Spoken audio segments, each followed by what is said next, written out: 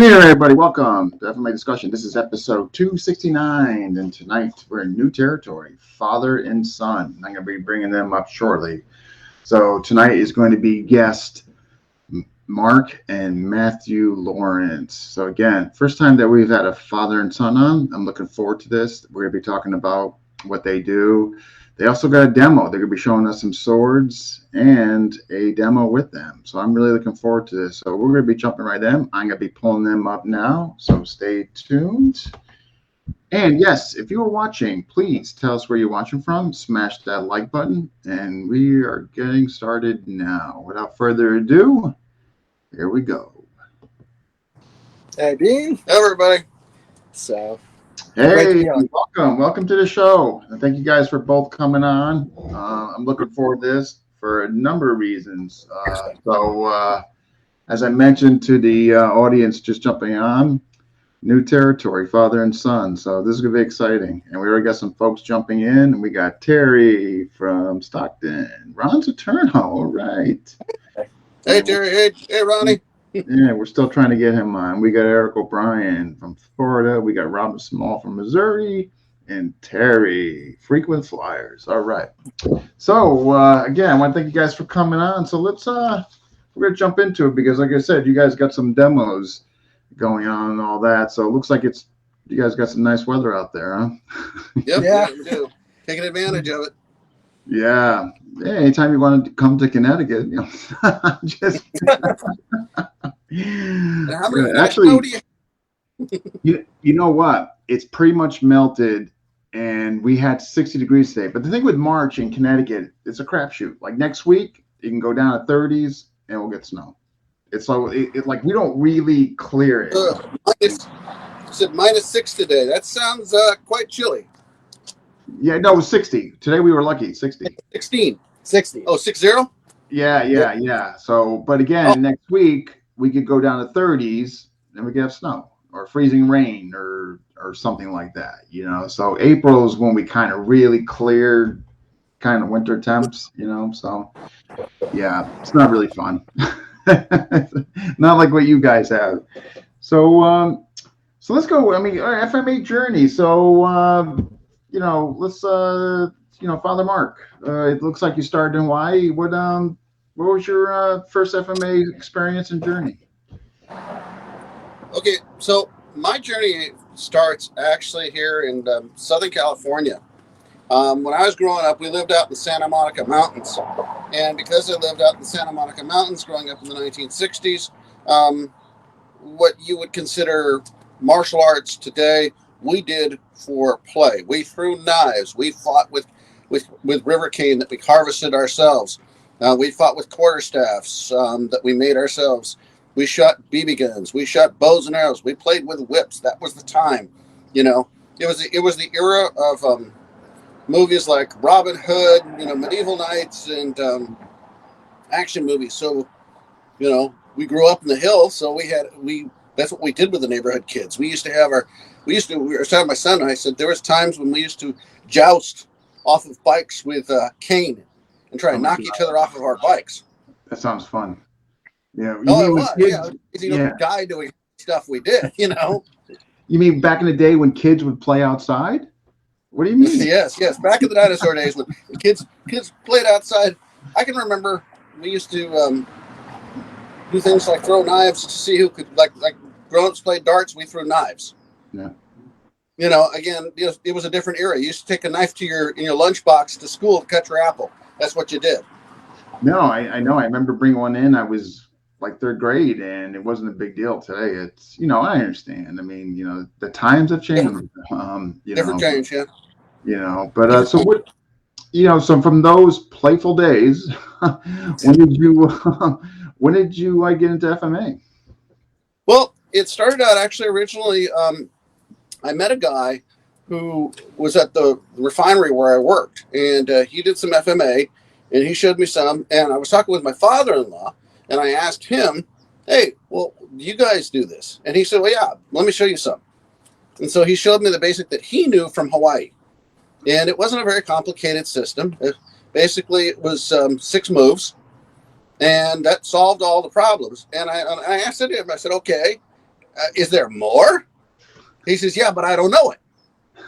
Which was, in those days, they was like, okay, well, what else is there? You know, you get curious. And so my mother-in-law had gone ahead and she was keeping her ears out. So, you know, I learned some from Pop. Like I said, it was just 6 moves. It was literally collarbone, knees, whack him in the head, poke him in the belly. That was it. That was the whole system. And, you know, Pop was the generation. He served in World War II. His belief was very simple, that you had to know how to protect your family.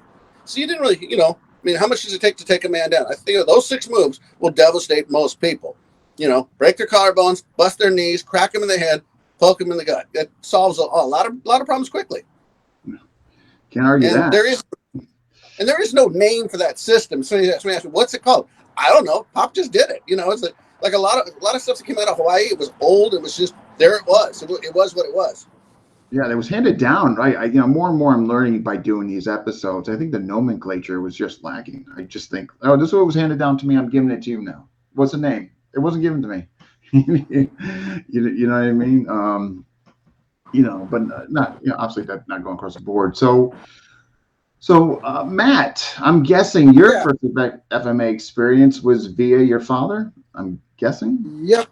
Well, me and my father and me and my brother, he's not on the show today, but we mess around in the backyard because that was fun. And then kind of, he was taking classes. I didn't want to be left out because my dad and him had done judo. I got a little bit of that, and they kept training. So I wanted to be just like my brother and my dad. So that's how I got pulled in there. So my mother-in-law was looking around, and there was a notice up at the Ilocano Hall down in L.A. And she says, there's this guy that just came into town, and he's trying to get work, and so we need to help him. And his name was Erwin Mosquita, and he was with Dosi Paris. So anyway, we go and we meet up with Erwin, and he's basically training in the backyard of his house, you know, where he's renting a place over in Los Feliz area, right along the river there. We were, you know, the neighborhood had the tamale men that ran around with the tamales, and you know, and the great taco place, bad neighborhood, you know, but we play in the backyard. And so I started training in the Dosi Paris, was my first formal system in FMA. Dosi Paris. Oh, okay. So was it more on the Kakoi section, or not that it matters? I'm just curious. I'm sorry, say again, because I had a car go by, I couldn't hear you. Yeah, was it more from the Kakoi sanction? It's not that it matters. I'm just curious. Actually, no, it was a Juni style. I'm sorry, I'll digress. I actually knew Kakoi later in years and ended up actually coaching his daughter for fights. But it was Juni style, the multi-system. They had broken off by that point. Yep, I caught wind of that by means of doing these interviews. Otherwise, I don't think I would ever known that there was a multi-system in there. So it's one of the fringe benefits of doing these interviews. You get, you find out things that you just didn't know. So your backyard training, Matt, was it ever formal from your father, or was just go out and hit your brother? I mean, so what was? A little bit's been informal in that I started getting drug along to classes once he started training, kind of packed into the car after school. It would be me and my brother sitting in the back doing homework while he was driving us to lessons and training and working out. So we kind of got to be the two kids, sometimes the only two kids, and eventually my cousin was along, so 3 of us finally that got to be training together, all while Dad was learning things. So that's kind of how I got started. You're young. I mean, like, what age are you talking about? Like, 5? Yes, you started 5. I was going to say, I mean, you're like in your early 20s now, right? Yep. Yeah. That's definitely early, starting at 5. So, all right, so we're on the Dosi Paris track. So, now if I'm not mistaken, you had previous training before Maestro Mark. Am I correct in that? So, like I said, I've picked up training always along the way. You know, like I said, from when I was a kid, we started there, and then continuing on, I went ahead and I got trained a little bit in karate, and that was interesting. And then as a teenager, I got to know the Grandmaster of Kuksa-Won Korean Royal Martial Arts. I met him actually because he came into my gas station where I worked after school, and I worked on his car and showed him what was wrong with it and kept him from being cheated. We became friends. So long story short, I learned some while I was going to school with him. And then in my 20s, I was living with my brother and my grandmother up in West LA, up against the hills, and we started a backyard crew. And we would meet on the weekends when we were off, and everybody would bring what they had, and we would train each other. So we did, and my brother and his buddies were working security at Ren Fair in those days. So they were actually going up against people that were sometimes armed and drunk. And then I was working the ambulance. So a good combination. Yeah, so I was working ambulance in those days, and I was dealing a lot with, because I usually had a female partner, I was getting a lot of the psych calls. So I ended up applying a lot of my skills in locks and control methods, fighting with patients that were dangerous. We got a lot of those. We see them, there would be psych calls, and you'd have to restrain them. And you show up, and next thing you know, you have a crazy person that doesn't want to feel or won't feel pain because they have so much substances on. Yeah, it was never pleasant. I mean, I've been in some nasty fights in close quarters. So, yeah, my early days were rather tough at times. So taking some of those traditional arts and some of the stuff you experimented with, I mean, what was like the noticeable difference as far as methodology in comparison to when you jumped into FMA? Anything stood out as far as that? Well, one of the things I noticed was there was a lack of understanding about what you hit and why you do things. Again, coming from working as an EMT and then later as a medic, there was always this. They didn't understand why you did what you did. What were the targets underneath? And so my experience as a EMT and then later as a medic, I knew what the structures were underneath, where the nerves were, etc. So it actually became really valuable when you applied the technique, how something was done, because I knew what I was doing to it. And then, so how about you? So, I mean, Matt, you kind of just jumped right into FMA, right? It's not like you had the privy of, doing other systems. Am I correct in that? Mostly there was a little bit of judo, kind of tail end of when he was training and my brother. So lots of practicing falling. Probably the most useful martial arts skill I've picked up is not busting my face when I fall. Yeah. But aside from that, it's until later on, it's been mostly FMA pretty much all the time. Yeah. Nothing wrong with that.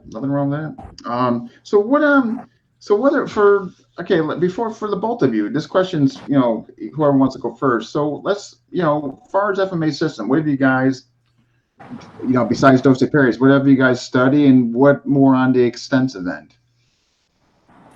Kind of what's your FMA experiences, different systems you've studied, the extent of that, if you want to jump into where you went after Dos Equipos. So I'm kind of I've been a career fireman. So I grew up working hard, getting bounced around, used to hard work. So I'm not, and this is kind of important to understand, I'm not a soft person. I've worked hard all of my life. So I started training with guys in Dos Equipos, and basically I was chewing them up. It's like, okay, I'm not afraid of you. Matter of fact, I'll wreck you, because you think about this. I'm a guy who's, had ceilings fall on him, and I don't even think anything of it. And I'm laughing with my buddies versus a guy who's coming at me with a stick. So think about it for a sec. I'm pretty rough and tumble. So jumping with Dos Equipos, it was like, okay, well, that's nice, but you guys, this isn't shit. So excuse my language, but that's what it was. I met Felix Royles, and Royles was like, you're not afraid of anybody. I'm like, no. Well, what do I do for a living? And he's like, okay. And he knew I had a previous training first time I met him, because he says, you move a certain way. You don't move like Irwin, and you can hit. Mm-hmm. So we became fast friends, and I trained with him through his entire system. I actually recorded all of it. I was the first person to ever write it all down, type it all up, take pictures to do for the book project. Originally, and then it became a book project, because first it was my notes. And it was like, this needs to be written down. It needs to be recorded, and it needs to be documented, because that way you can go back like we do with fire lessons and understand what you're doing and why. So from there, it was like, okay, well, that was interesting. But I went through all of that, and then I got to the point when basically I would spar him, and I could beat him and disarm him. He says, you need a new teacher. You've learned all of it. I'm like, okay. So, it's like I got sent on my journey. So then I started reaching out to other folks, you know, there were seminars in those days. So I would go, okay, well, who's doing what? Let me go see. And I was not shy about visiting other folks and learning what they had to share. And I've been fortunate because I got to meet, you know, Tony Samara when he was alive, you know, and train with him. I got to meet, you know, I got to go train with Ron Sterno, train with him, Terry Jovan, you know, all these guys, you know, people talk about people in Stockton. I'm like, yeah, I know these guys. I remember, you know, and I trained with these guys. We trained at the yard. We trained down at the river. You know, we had fun, you know. And so there was a lot of people that I got to know. Darren Tabone and all of his family, you know. So I know the Sabata guys. I know all the Bahalana guys, both sides, you know. Mike Garone, he's a great guy, you know, another guy I train with.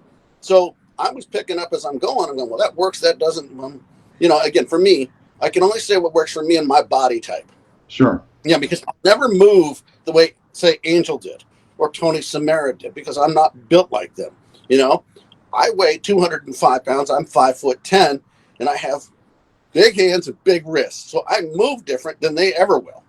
Yeah. I mean, that's just right. That's, you know, that needs to be taken into account and expected, and you can't, right. I mean, to try to emulate somebody else, I think you're robbing yourself. Yeah, but that's just my opinion on that, you know.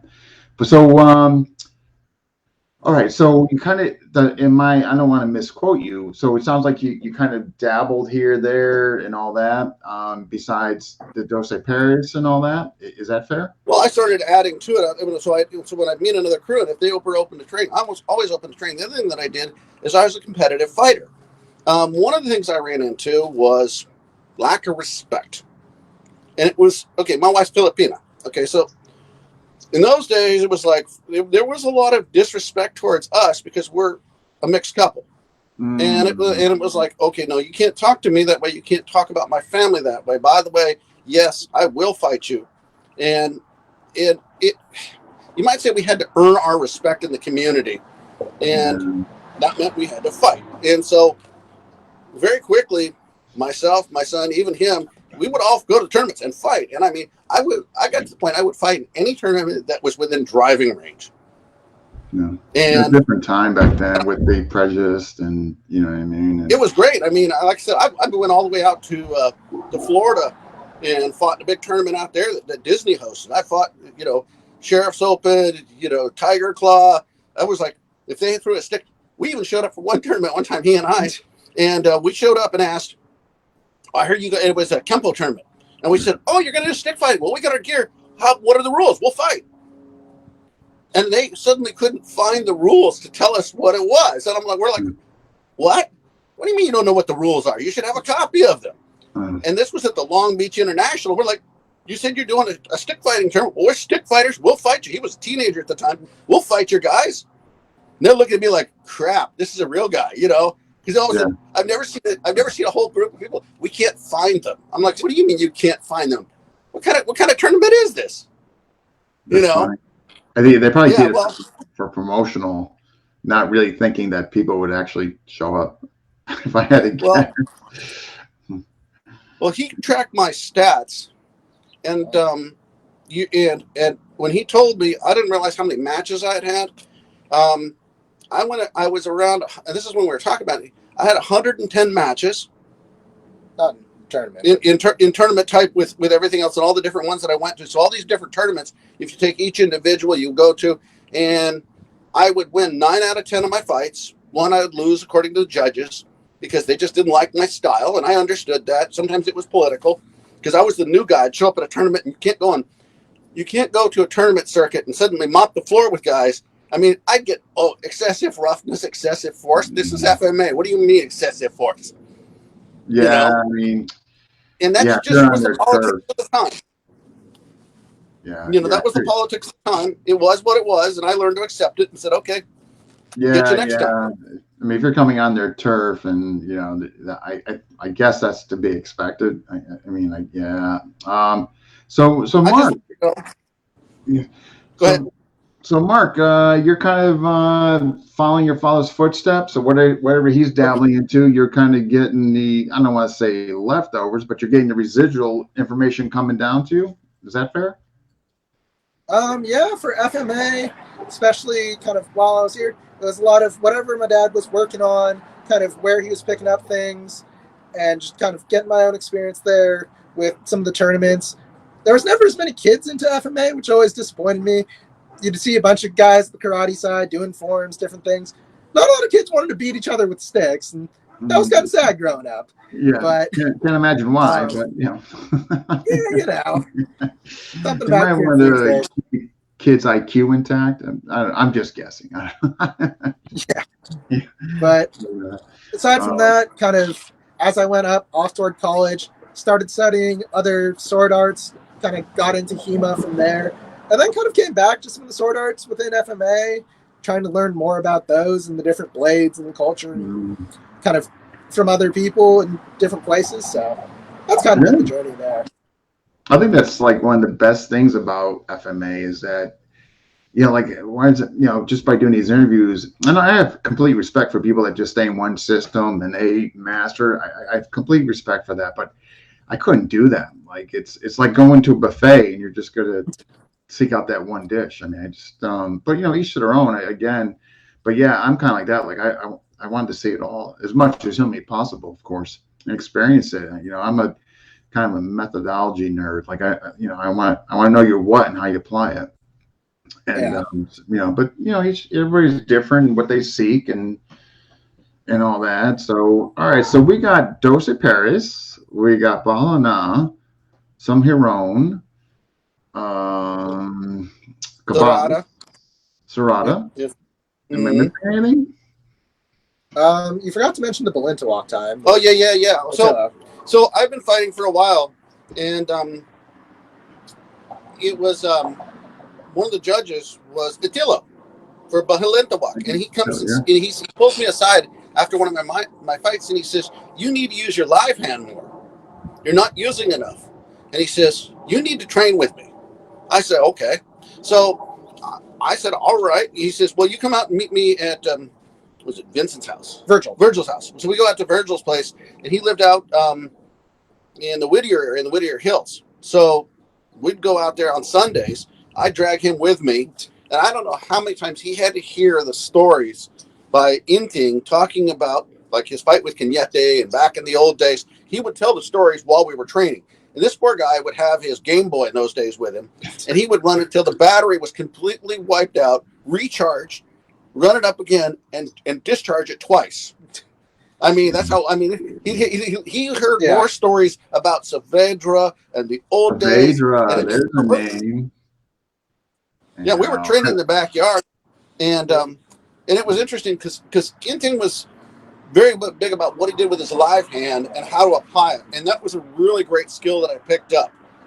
And that's what I think set him apart from most of the other fighters wasn't just that his close quarters work, but how he used his live hand and worked the 5 angles.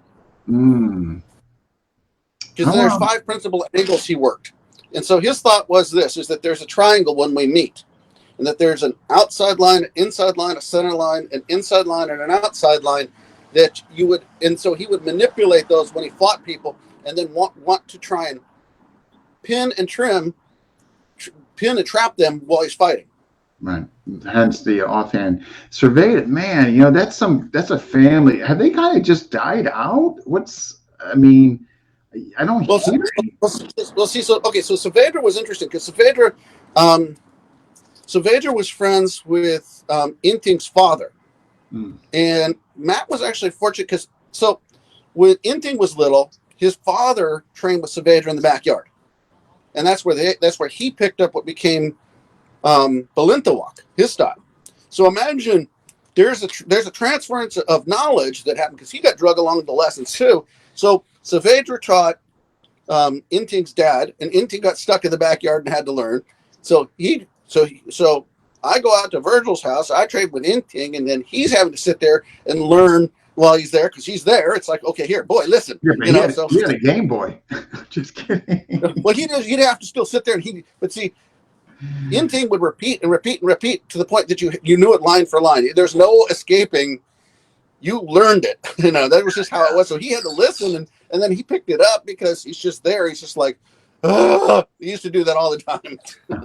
He was a little guy. Yeah. He struggled along with his. That's tough. Yeah, I mean that's not an easy outing for a little kid. So is any of the Cervedas still around, or are they? Is it just kind of gone? Or I have no idea. I don't know if any of them are still alive. It's interesting because my wife's family is very intertwined into a lot of old FMA, and it gets kind of interesting and also into the Hawaiian arts when we start digging into about who this person was and going, wait a minute, I know who that was. That was Uncle so and so, and you're like, or, mm, it's kind of interesting because the family is all from Hawaii. Everybody knew everybody. Everybody was related.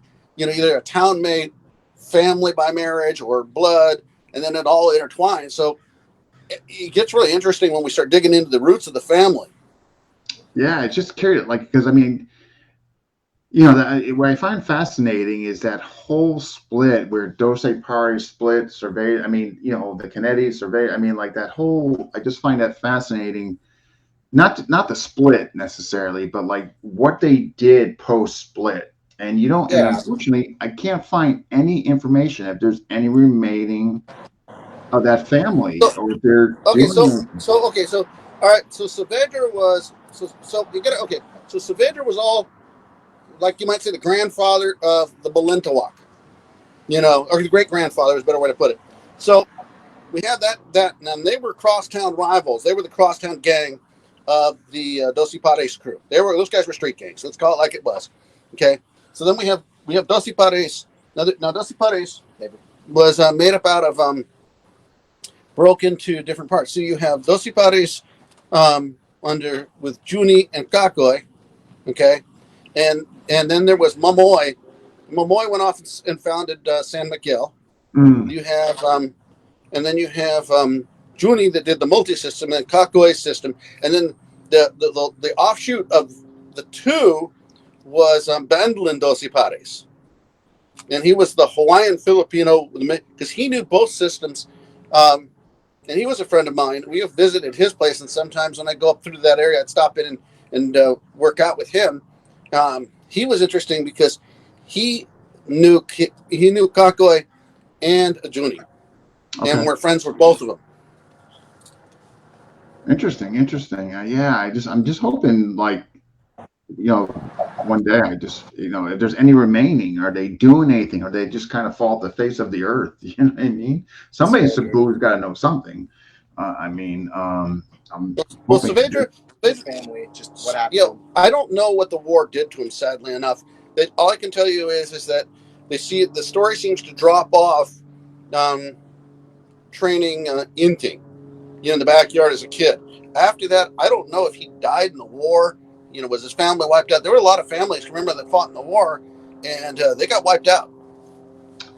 How sad? Because I mean, absolutely, yeah. Post World War II. I mean, yeah. Huh, wow. So, all right. So those are primary systems, and so which, so Matt, you growing up young, you're seeing all this. Anyone in particular kind of resonated with you of those systems? Um, hmm. That's a tough one to say. I really got into playing with Largo a bit.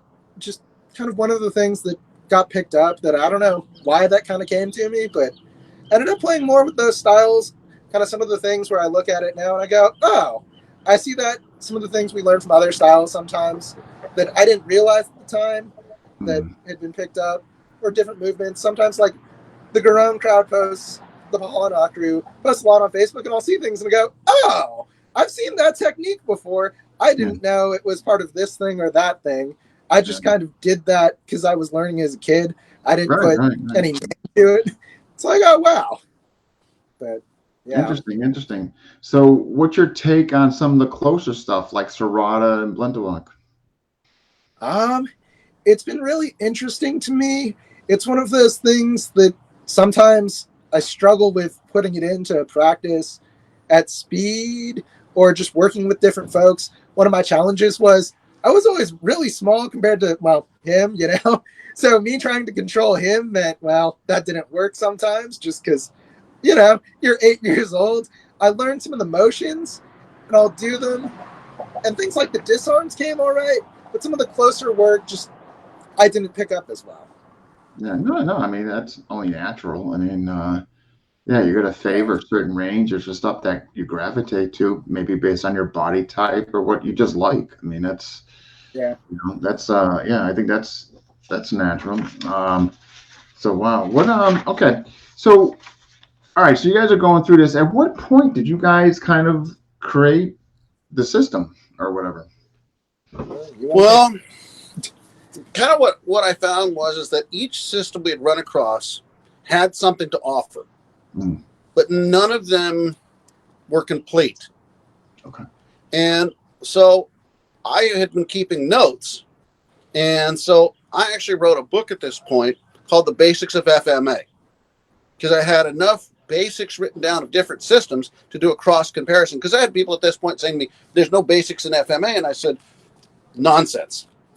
I said, "You just didn't document things well enough to be able to." And one of the problems that I ran into is the lack of the ability to write for a lot of the masters. There's some great fighters, but they couldn't string 3 words together in a sentence to write it down. They just didn't have that skill. Mm, So so because I've been documenting, I started looking and said, okay, well, this is what works for me.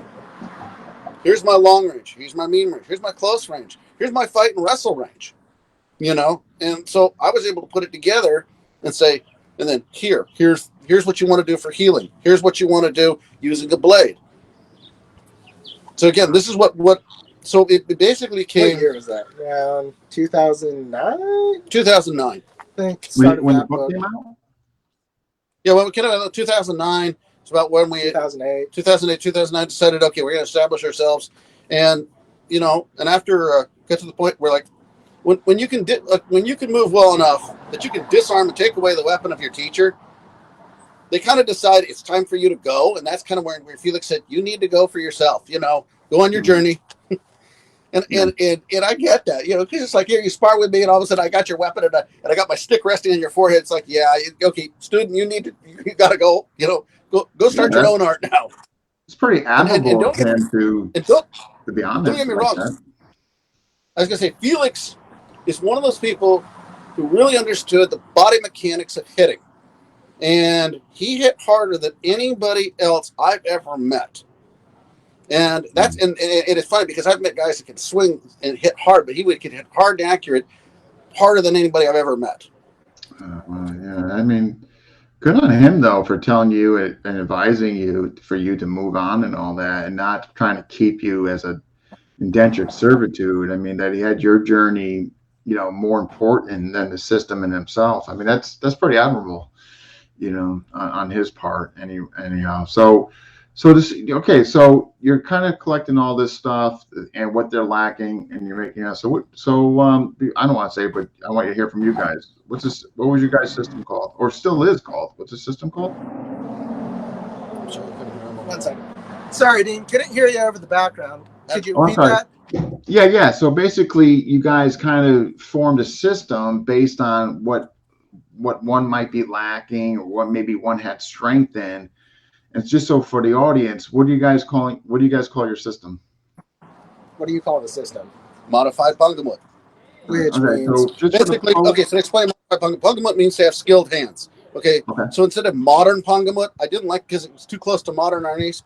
I said it was modified because it's not pure Pungamut, it's not Pakamut, it's not Dosi Paris, it is modified. In other words, it's all together. We made it work, and I went out and I would fight in competitions to show that it worked. That was the thing, is that a lot of people said, well, this works. I'm like, well, how do you know it works? Well, so and so said so. Did you ever fight with it in a tournament? Did you ever try this? And again, the best acid test you can have is get out there and use it. Then you find out this works, that doesn't. Or maybe it's an issue that I had, saying, well, this didn't work for me. Why? Well, maybe I'm not built that way, or maybe I wasn't doing that guard correctly. Then I find out, well, that was a good trick, but I just wasn't using it correctly. I've seen that plenty of times where you see a technique and people go, that technique doesn't work when you're not doing it correctly. Let me give you an example, simple example. The X block. Yeah. I see people do this. And yes, if you do an X block like this and you take a blunt shot to your wrist, this will be broken. That's a fact. Okay? It's just physics. But if I pass this in a simple motion of that energy gets transferred and slid off, and then you're countering. Well, then that's a whole nother kettle of fish then. you know, and that's just a simple example of something just as simple as just using an X block. Because I've had people say an X block doesn't work. I'm like, X block works. I'll show you, and I'll drop you with it. They're like, no way. And I'm, okay, well, throw whatever. And it's like, then it's I use an X block, and next thing I got their limb. They're like, wait a minute, how'd you do that? I'm like, well, okay, well, I applied it actually as a soft technique and passed and counterstruck. Yeah, more transitional as opposed to sitting there and like. Yeah, exactly. I never could make this work. Okay, even as big as my arms are, and you can see I got big. Yeah, exactly. You know, you go, yeah, okay. So I couldn't make that work. Okay, just as rigid. But what I learned was if I did that, you know, do a wax on, wax off routine, wax on, wax off, and then I'm inside. They're like, wait a minute. Yeah, I just did an X block. That's a great example of a technique that I had people tell me this doesn't work, and I'm like, well, maybe you're doing it wrong. Yeah, right. You know, you miss something. And so what I found was a lot of these old techniques that the masters did, people didn't fully understand them and take the time to really dig into the system and learn the deeper parts. In other words, take them apart. I used to tell people, take your system apart, get down to the basics, understand all the basics, and then reassemble it into something that works for you. That's the mastery. Yeah, you know, you raised a fantastic point there. This is what I'm seeing today, and I'm seeing as these systems get bigger, it becomes kind of like a conveyor belt. And what I mean by that is we're not going to explore it. This is what's given to me, and I'm just going to take this, and then I'm going to pass on my students, and they're going to pass on their students. But nobody's really validating, checking, seeing. It's like a passing on. You know what I mean? And I'm not saying by all means that applies to all systems, but there's a few big ones out there. I do see that what's going on, good, bad, or indifferent, I guess, depending on how you look at it. But much to your point, I think the norm does not do that, you know? Yeah, and you're right, because that's been the biggest problem I've seen is that people will tell me different things, and I'll say, okay, did you validate this? I used to teach weapons at a Chinese school. It was Kung Fu school. Now, mind you, I'm not a Kung Fu master. But I am very familiar with all kinds of weapons. So my first day, I've got all these black belts. And they're like, oh, what? We got to make new Sifu. And I'm like, okay, I don't know your system. And they all look at me like, why are you teaching then? I get this big blank look. I said, but I understand motions. So what we're going to do is I'm going to ask you some questions, and you need to be able to explain this. I said, okay, can you show me in your form what is a rigid block? What is a soft block? What is a parry? What is a slap block? Okay. When is it an augmented block? Okay, when was your cut? What is your counter? What is this for? And by the end of the class, I have all these black belts in there, and they're going, you just took all of our first basic form apart. We don't even know it to the questions you asked. I said, well, I guess we're going to explore it, and you're going to learn what makes it tick. Yeah. And they were literally in awe that I would understand the mechanics of fighting so well that I could disassemble their stuff. Yeah, I think it's taken for granted. It's passed on to them. So there's that reluctancy to question or to investigate. Or I think part of it too is laziness. Like, okay, I got it. I'm good. You know what I mean? So I think there's obviously several reasons I think could be, attributed to that. But yeah, definitely as a whole though, there's unfortunately I think there's a lot of that. They're just kind of passing along. And it's very common. And there's the validation. Well, great grandmaster so and so, who was the 9th degree, supreme grandmaster, and do you want fries with that? Said that this works. And I used to say, and this is what got me in trouble. I said, really, prove it. How does it work?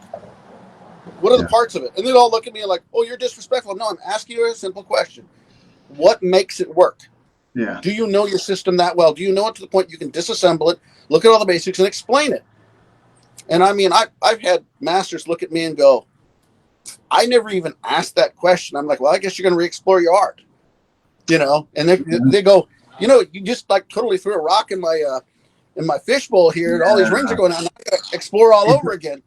I see an FMA discussion. Matt can probably substantiate this. I think there's a very fine line of criticism, and you could critique something and ask a very honest question that you're it can be fully genuine, that you have a genuine curiosity, but it's automatically sometimes it's construed as criticism. What do you mean you're questioning me? And it's Yeah, and Yeah. you know, it's a funny dynamic. You know. And, Well, sometimes what I found, and understand, I speak 3 languages. Okay, I speak, read, and write in 3 languages, so I have a pretty good command of my ability to express myself. But in some of the other languages, I have a hard time really expressing myself in depth. A good example, I speak Russian. So to really get into depth, I can tell you some jokes, but sometimes the technical knowledge, I don't have that ability to explain it in depth. mm, So I know that a lot of the old Filipino masters suffered from the same thing. So they would just say, that's why sometimes it was frustrating for them. They would tell the students, just hit like this. And like you'd this. make you do it over and over because they couldn't explain how it worked. They just knew it did, but they couldn't explain it in English. You Yeah. know, I can remember like Inting sometimes would get where he'd get frustrated, and he would roll into Ilocano, not Ilocano, no Ilocano, Cebuano. Cebuano, yeah, in the Cebuano. So he'd start going to Cebuano, because he just didn't have the words. No, I And think I'm it's sitting there true. going, okay, I just missed that bus. I know you just said something, and I could get where he was, but and he was, and this is not uncommon, in a lot of systems where can the master, especially if he's coming from another language, explain the deep concepts behind the stuff. And that's where you've got to, as a student, take it apart, look at it, examine it, Mhm. put it back together, and then and actually say, did I get this right? I can remember sometimes I would think, okay, I got this.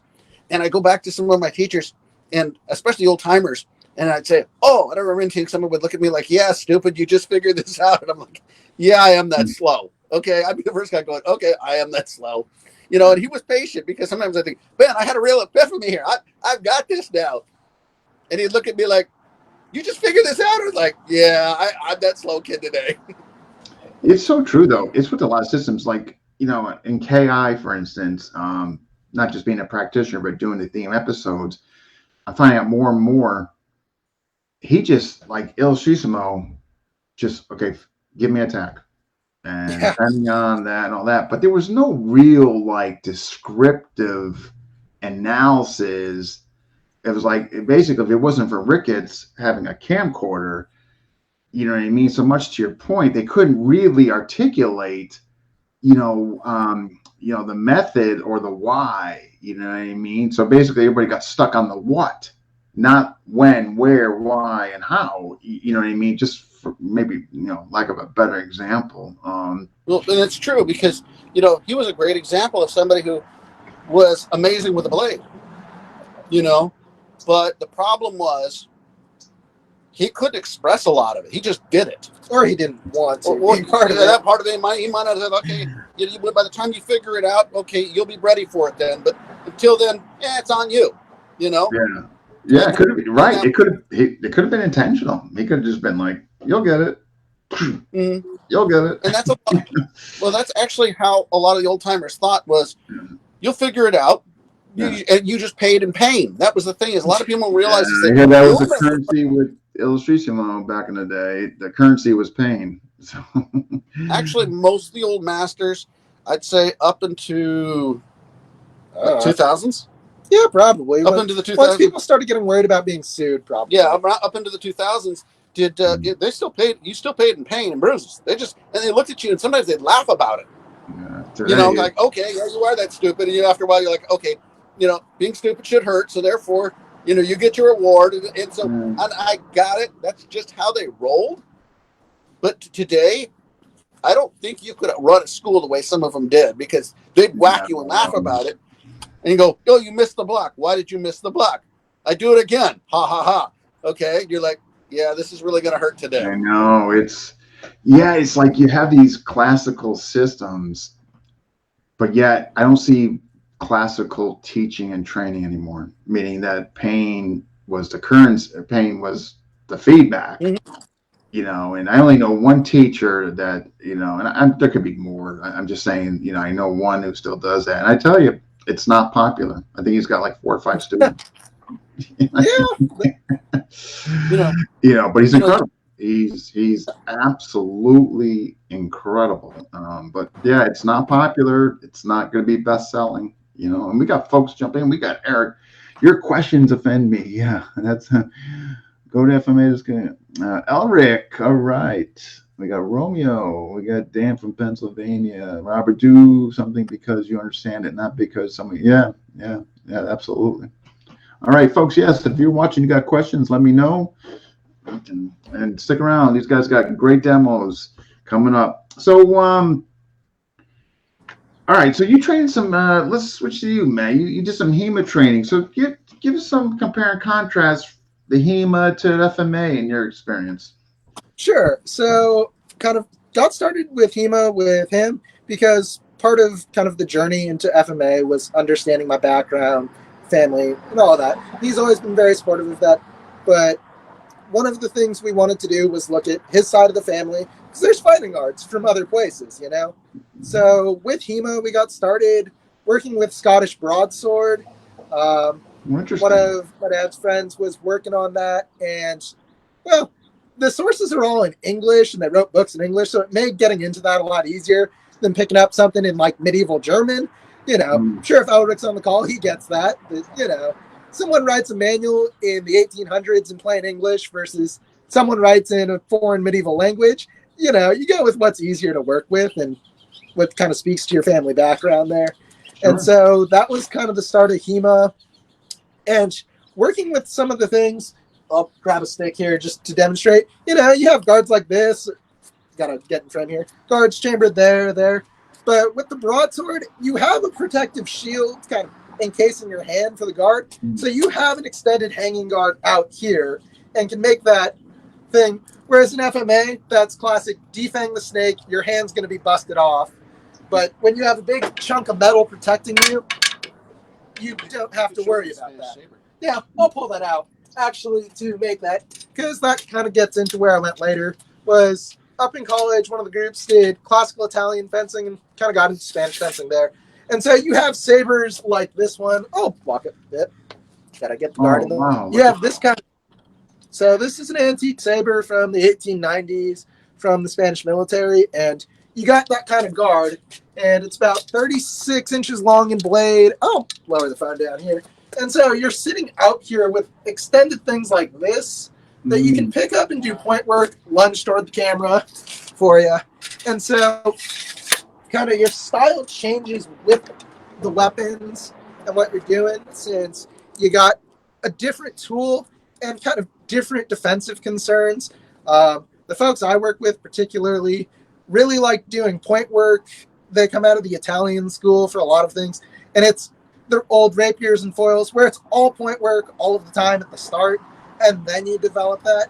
So with Hema, especially depending on where you go with it, there's certain specialties and focuses that kind of run counter to what I'd want to do in FMA, because that's where they've gone to specialize. They take very linear footwork. It's linear but explosive, straight down the line, all of the time. But still, though, it's got to be, I mean, even though perhaps it wasn't what you were looking for, it had to be complementary in some shape or way, form, the experience alone, right? Yeah, it's definitely been complementary. I think part of it is giving me, kind of forcing me to open up my perspective and work on things that I wasn't comfortable with into kind of a new just category of things. Part of that was what kept me to it, kind of kept me going with it, was really working on something that was unique and different and forcing me to be uncomfortable with, you know? I tell you, I hear nothing but complimentary stuff about Italian fencing. You know, and you know, I don't know much about it. I mean, one day I would love to, you know, before I get done with that discussion. Oops. But I would just love to. I've heard really great things about it. You know, it's really fun, really interesting. Yeah. No, it's something I would love to experiment with and check it out. So, what is something, you know, just as a whole for the audience listening, what would you say would be some of the major similarities or differences as far as Hema FMA?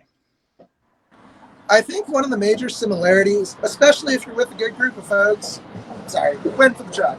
Once you're with a good group of folks, is kind of the focus on application, using those skills, getting to use those weapons, and developing yourself through things like sparring as part of it. That's been a great focus.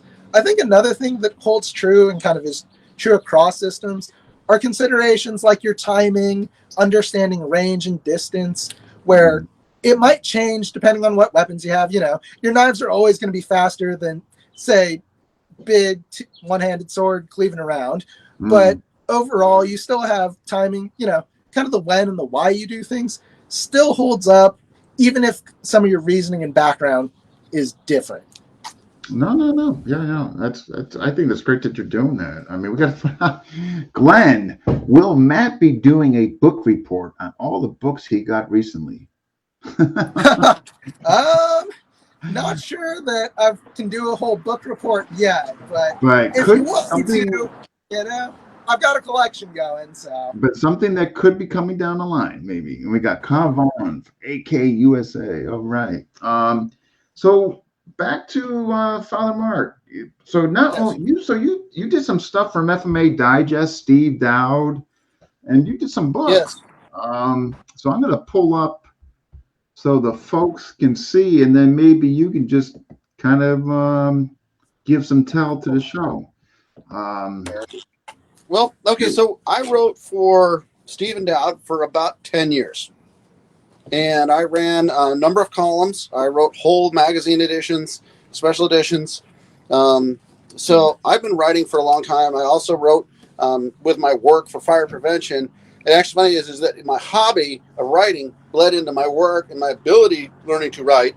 I ran a column on fire prevention for, 9 years while I was with one department. So it started out where, like I said, the whole story starts with this little book right here. That came out of notes. Yeah, this came out of notes. This was the Bakamut, but you can see it up to the camera there. Okay, yeah. I got it there. Okay, so that's where it starts. And then, like I told you, the next one I came out with was this little book right here, The Basics of Fma. And what year was that again? This was on my notes of all the different systems. And this book's still available on Lulu. And so out of that, my journey continues. Into other more specialized things. And the more things. So one of the things was a question he asked me. Yeah. So he, as a kid, says to me, Dad, is there any books on the weapons of the Philippines? And you got to understand, I have a lot of ethnic pride in the different ethnicities that I have in my heritage. So I wanted him to have some. So I started digging around looking for a book on weapons for the Philippines. And what I found out is that there was only a book written at that time in 1926 by Harold Krieger for the Smithsonian. I'm like, well, that's a pretty dry book. So I started researching. Article. I wrote as an article. It started as an article for the FMA Digest. And then that turned into a book. And so that's this book right here. This is the weapon of the Philippines. And is so also on, is that also on Lulu? So yeah, it's on Lulu. Okay. So from there, one of the things is I had come along is I found that when I trained my students, I start out with a long stick, and basically like a walking stick. It would be about 42 inches long. So I started with training with that, and then I had then we get to a shorter stick and a shorter stick. So I basically developed its own system, what I called Largo Elisi, and it's a long stick. And so this is the book. There it is. And so, yeah, you can see it there. And it's just on long stick fighting. So interesting. Why did you do that?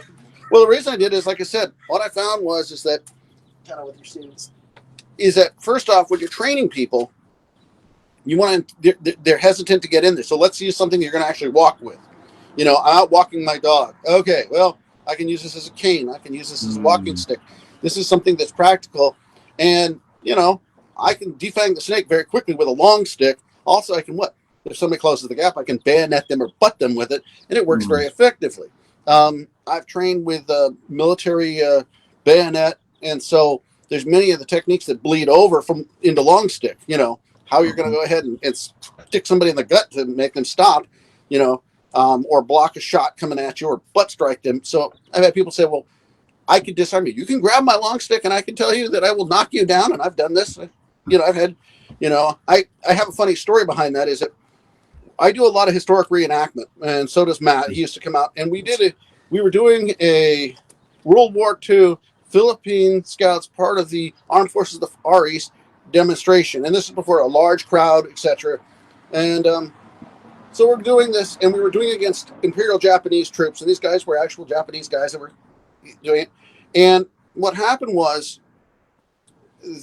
like many things could go wrong in doing stunts. Instead of basically, it was not pre-scripted. The Japanese guys basically pulled their bayonets and started swinging live steel at us. Okay, these are real bayonets, you know. And it's funny because my first instinct was to bring it up like a long stick to block, counter, and then instead of butt striking the guy, I used it flat, just knocked him down and kicked the blade away.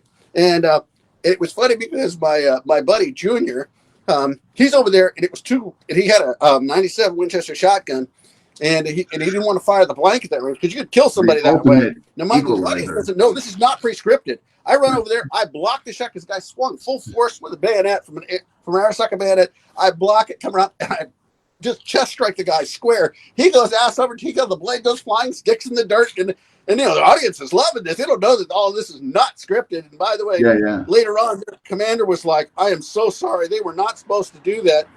We were worried about you Filipino guys not being professional, and my guys were way out of control. And needless to say, it was so anyway, that was one of the many times where those long stick techniques came into play and actually probably kept me from getting hurt, seriously. Yeah, definitely. I mean, these are stunts gone wrong. And like I said, sometimes it's that stunt that's gone wrong. It's that where you actually apply the method, and those old methods really work. It's funny. My first instinct was to knock it out of the way, and then I was going to come down with a butt. And I realized, no, I can't do that. At that last minute, it was like, no, you got to do dental work. It was like just like, okay, just step on it. So much for the nice. It was just, it was like I said. So there are things that you apply, like the long stick. I walk with it, I'll take it because I walk my dog. I never worry about it. I'm out. Okay, what have I got? I got a 42-inch stick. I know what I can do with it. Jeez, that's reenactment. Filipinos against the Japanese. I know who I'm siding with. It was a lot of fun. But we actually did so continuing on with it, we did a whole we did another event where we did we fought the Imperial Japanese, and we did this actually as a presentation for the California National Guard at Los Alamitos Armed Forces Reserve Center. They had actually contacted the movie industry. They provided all the blanks. We came down there, and this was for 4th of July. It was also the celebration of the Battle for Clark Airfield and a whole bunch of other stuff. So we're there, and I mean, they came out. They gave us smoke grenades. They had a Haga tank. They had all this other stuff. We had grenades to throw. They had a machine gun that they had ammo for. We were burning ammo like it was because it was free. Flags were free, and we had a great time. And it was funny because freaking incredible. Like that was reenacting. Oh, it was. And so for reenacting, I mean, and we got into engagements. So it was all pre-scripted, but we knew who was going to get tossed around, and because people had trained, and all of my guys who had been in the unit had all trained with me in FMA and the basics. So we were able to pull off a lot of things that otherwise we couldn't have because they learned how to use those rifles like I used the long stick. Okay. So we actually later did the engagements. Okay, so everybody's like, "Wow, that was great!" I'm like, "Yeah, this was actually pre-scripted too." But even still, if it's pre-scripted, I mean, just to see that, I mean, that's incredible. When I thought I saw a question here. Do you have a video? Tom Reenact would love to see. Do you have a any recordings on that? Yes, the California National Guard actually has it in their archives. I don't know how you'd access it because they filmed the entire thing. So yeah, that would be in the California National Guard. That would be the Battle for Clark Airfield, Armed Forces of the Far East. I think is how it's listed. I know they filmed a whole bunch of it because they had the crews out there, filming it from a distance because they didn't want to mess up the scenes. But it was, like I said, it was badass. It was one of the more fun things I've done. That just sounds incredible. I don't, man. That's a no-brainer, man. I'm going to that. I'm going to that. I might even be throwing something from the sidelines. I'm telling you, but one way or another, I'm getting involved. Did Matt tell you that that he has actually been in a movie with me. Oh yeah, we forgot that. No, let's hear it. Let's hear it. Okay, so the Forgotten Soldiers, and this is the story of the Armed Forces of the Far East and the Philippine Scouts, and how they were basically left to surrender finally after months of fighting on Bataan. So the story is about that, and because we did reenactment, there's a whole bunch. There's just And we're in Los Angeles. and we're in Los Angeles, so people there. So we did a whole bunch of the reenacting that was used in the film, and there was actually a story about two young boys running a machine gun that one of the soldiers came across and helped them while they were running this machine gun. And so Matt and I think it was Gilbert, yeah, my cousin, ended up actually in the movie where they're running this little machine gun, and this is like a water cooled, old water cooled Maxim guns. So they're actually running this thing, and so they ended up in the movie, just like when we did the trench warfare stuff. And we're fighting in the trenches. So so those scenes that you see, Matt's actually in a fair number, just like I am. That's kind of an interesting part of the story too. And then you have all of the historical interviews with it. And my buddy Donald Baleda won awards for that film. And what's the film again? I'm sorry.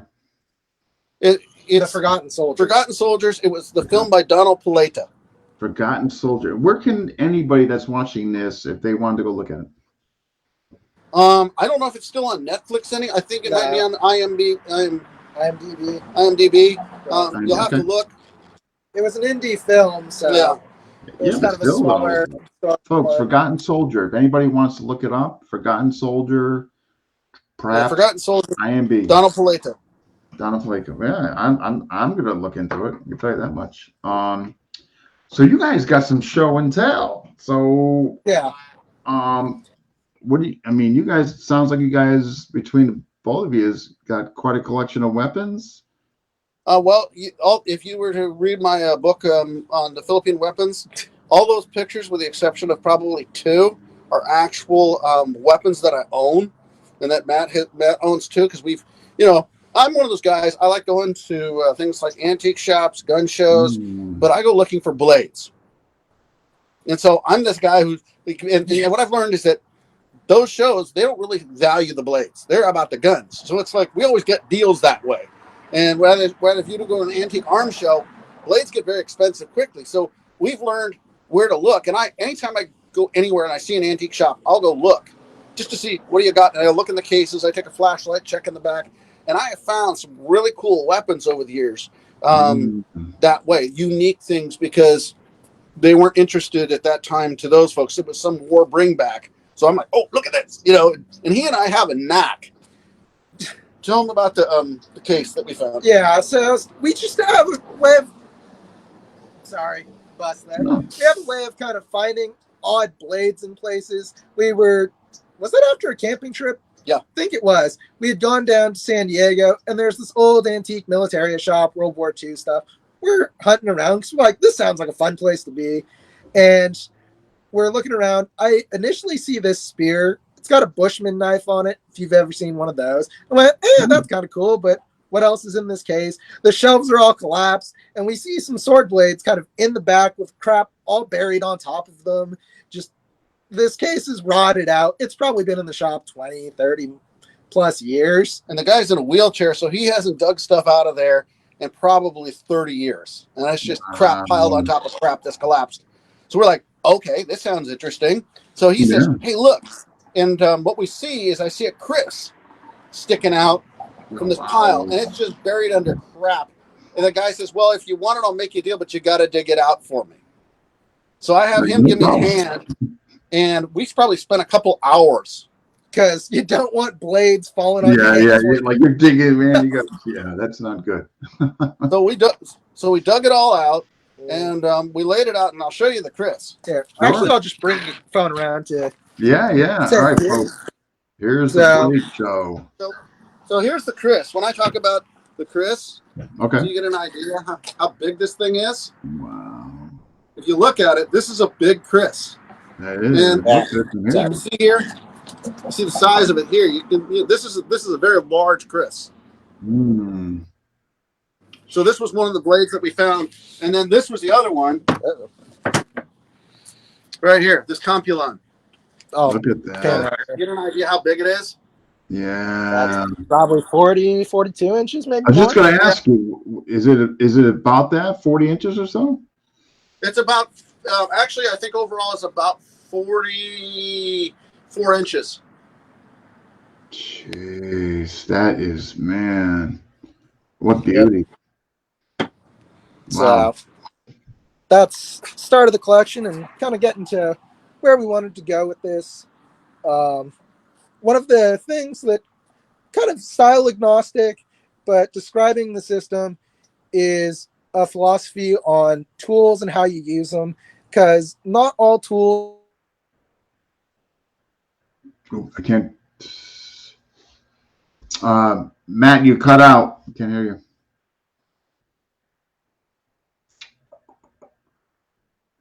Hey guys, your volume went out.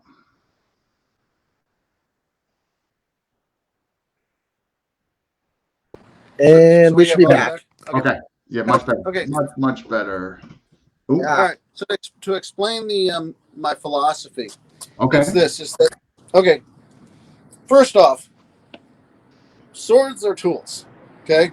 So think of them like motor vehicles. Okay.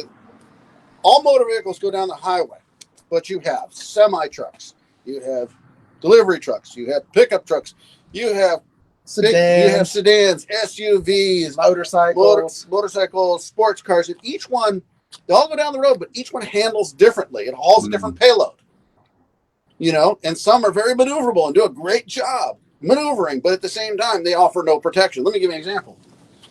So I take this little blade right here. Okay, it's a little fighting blade, and it handles beautifully, right? And it's made to stab things, but what does it not do well? Well, it doesn't offer very much protection. It's not going to protect you, and it's not going to cut open something very big. This is a nice small, this is a stabby blade. This is a stab and slash and run around, and I mean, it's a quick, but that's what it's meant for. Do you have your phone? Mom is bugging me. Yeah. Okay. You can call her. Yes. All right. So let me show you what I mean when I'm going into the next thing. So that same method, I can't apply with this. Think about this. This is a slash and stab, but this is a big motion blade. Sorry. Good. Okay. What's the name of that? Okay, so let me continue here. Let me continue with this. So when you start understanding blades, and this goes to respect for every system. If I take this blade here, okay, you notice it doesn't wheel as well, but it still wheels. Okay, there's your arcos with it. Okay, I can cut with it. I can stab with it. So the beauty of that is to understand that each system at one time was wrapped around a blade in the old systems. Well, you're gonna have to unlock. So sorry. So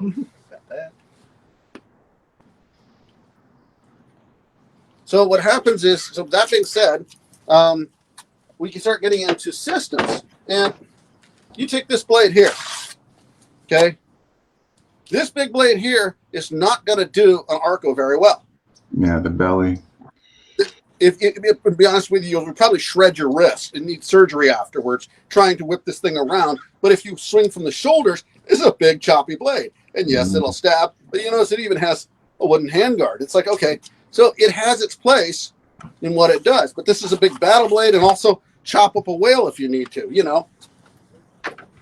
But then, continuing with that, you look at the size of this Chris. Okay, now, you realize, like I said, I have big wrists. Look at the size of that Chris.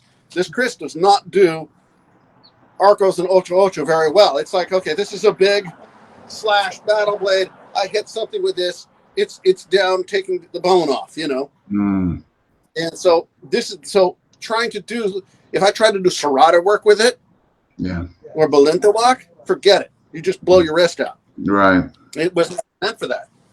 And we found this recently. This is an FMA blade. Now, there's your Largo weapon right here. I mean, this thing is about 46 inches overall. Wow.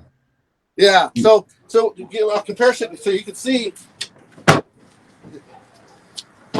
So here it is, the complement. These are fighting blades. These are meant to hack things. Okay, this is I'm gonna come after you. I'm gonna chop down trees with it. That's So, but then coming back here, sorry, I have to go back to my table. All right, so then you have this little blade right here. Now this blade you can fight with, but it's all like what? This is about the same length as an FMA stick. So you think? So yeah, that's almost. Well, this one's even a little short. Yeah, then this one like starts getting It's an Ilocano one, and it's kind of shorter, but now you start to get like almost a serrata size stick. But it's got a fat spine hammered out of a piece of steel, so gives you different balance and maneuverability, and goes two different styles. So when you start realizing, and it's really important to understand that, because if I take this, you take this. This is a common. So think about this. There's things this blade will do well that other blades won't. But at the same time, I'm paying attention where you're at. So yeah, because if I chop, cut, stab, parry and block, it. But if you look at the geometry of it, it's very unique. And then you have the coconut husk breaker. This one right here. This is a daily work tool. Yeah. Don't get cut with this. It's probably got tetanus, salmonella, and a few other things. This is the household blade. You go, okay, I'm gonna go break the coconuts with it. And it still has I still have the wooden sheath for it, and you can see it was tied around the waist. Okay, I got my blade. Okay, let's go cut the banana plants. Look at that. So there's more. I'll go on. Where do you want to go from there? Oh. So one of the things I found interesting is there was some influence from the West, especially the American West, into the blades in the Philippine market after the Spanish-American War was this style of blade. You can see it's very much a Bowie knife. I was going to say Bowie, yeah. Yeah, so it's funny because this blade you find actually, I have small versions of it. This is another version, but this is your daily. Okay, I'm going to chop things. I'm going to use this, and I can also go to the chicken fights and fight with this thing. You owe me money. I take this out. Okay, where's my money? Yes. Your chicken lost. So. Yeah, so utilitarian aspect to it, but God forbid if you had a, Yeah, if you're going to get in a fight with this, you're skewering somebody all the way through. And this thing's made out of, I think, and it's funny, it's got a distal taper, it was actually well made, but it's literally made out of a truck leaf spring. No. And it has good steel. You can hear this. If you hear the little ringtone, yeah, you hear that little tone, that little ding, ding, ding, it's actually good steel. Wow. It may not be pretty, but it works. When we talk about blades, here's a barong. But everybody thinks about a barong. Now, you know how big this is, to give you a reference. Here, grab the stick. The 28-inch stick. Here's a standard 28-inch stick. You're gonna have. So that is the biggest barong I've ever seen. Wow. Do you want me to flip this around? Yeah, we can bring it around and show them the stuff here. Yeah. Here, let me flip the camera real quick. Sorry. Okay. No worries. So yeah, so now you start really getting a feel for. Nope. All right, can't get it. There it is. Okay. There we go. That's insane. So now you get a good feel for. Here's the 28-inch, and here's a barong. This is a real barong. Can you hold the I've stick never against? seen one that long. Wow. Yeah. Here. So that one's probably about 30 inches. Well, this is 29 inches. 29 inches. 29. So we'll come over to the table. Here, I'll bring it to the table now so we can see. So this is a large barong, like I said. And those techniques for that barong will be definitely different to make your wrist function afterwards. Yeah, as opposed to smaller ones, huh? Jeez. Yeah. It's when you think about like you take this deed. Okay, how am I going to fight with this blade? Okay, this is a slash and stab blade. If you want to do some. Think about this. I'm going to carve like this. I'm going to slice like this. I'm going to come across. I'm going to fight, and I'm going to stab and bring this blade around because it curves well. So, but this is about the extent of how close you can make those circles, because otherwise you start feeling it in here. You'll tear your elbow trying to do anything more than that. Now, lighter fight. Oh yeah, that thing. This thing, okay. You see this thing? It's massive. It's massive. I'm here. This is what you're doing with this thing. And watch the table. Yeah. Over there, because otherwise you You know, this is your Largo. Here's your Largo and Lisi right here. Okay, I got long stick. They just cleaved somebody's shoulder right off the bone. So when you, it's like taking this weapon here. This is a moral weapon. Okay, remember, this is a moral weapon. What I just showed you was actually an FMA weapon, a Filipino weapon. Is where this is, you know, this is more. This was a weapon from the South. This is a cleave. Yeah, and you're getting in the way. Yeah. So, and then you get weapons like this. You want to? So I go to the chicken fights. Yeah, that one's a fighting blade. And this is a fighting blade, but see, if you notice, it has the rooster head. So the rooster head was, I'd sit there at chicken fights and I'd have it here like so. So I'd be sitting there, I'm listening, and okay, hey, you owe me money. Where's my money? Yeah. That's what my mother-in-law used to say. This is the money blade. The money blade, right? Yeah, where's my money? You lost the bet. Where's my money? So, each one, I think it's important to understand, this is a Spanish saber. Okay? So, you can work this to a point. Yeah. And from the elbow. And from the elbow, okay? And I can come in there from the shoulder. Okay? This is a big blade. So if you compare this to some of the other fighting blades. Well, I like to look at it from this point of view. This blade to this blade, look at the comparison. Yeah. You see equal match. Okay?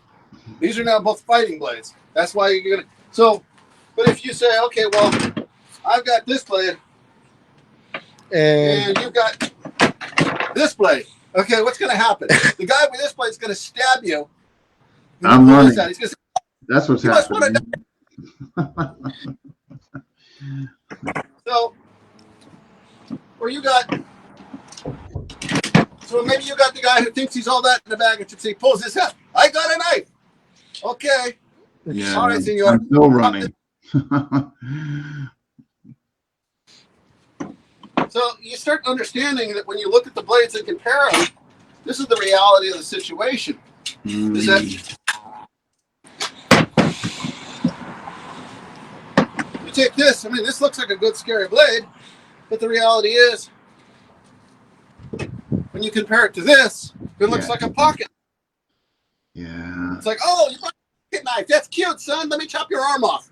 Right. You know, before you do this has already hacked you down to hack your limb off, and we buried it. You know.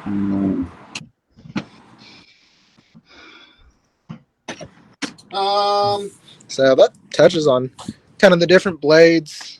Yeah, outstanding. So I had this made.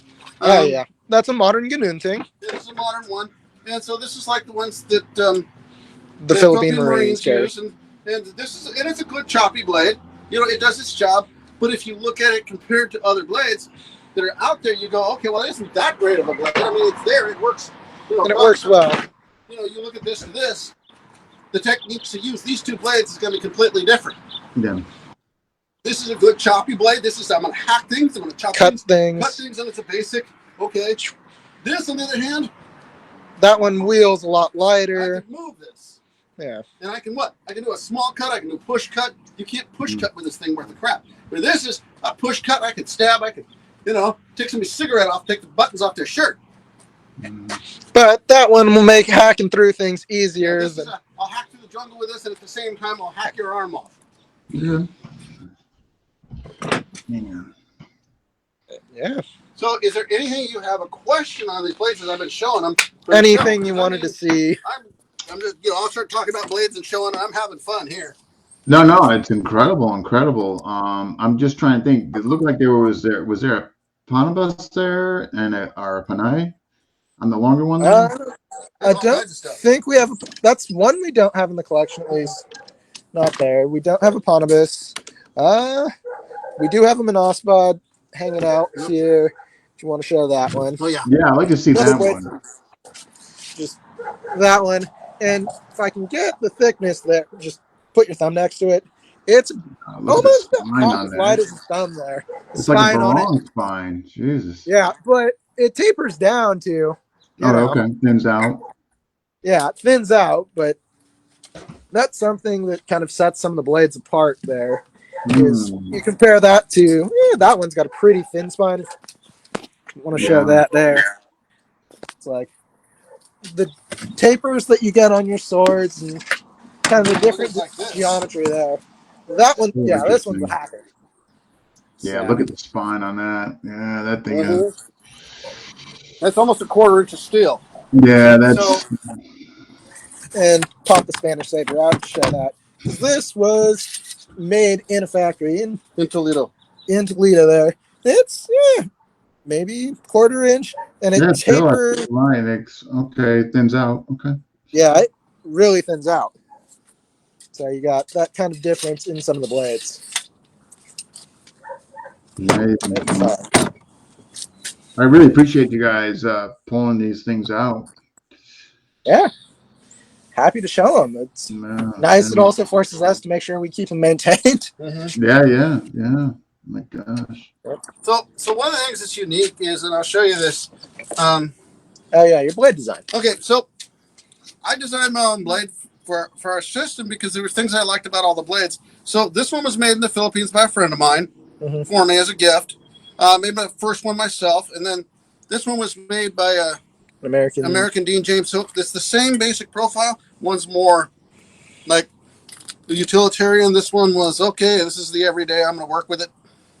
So it's interesting. They're both very similar, both well made.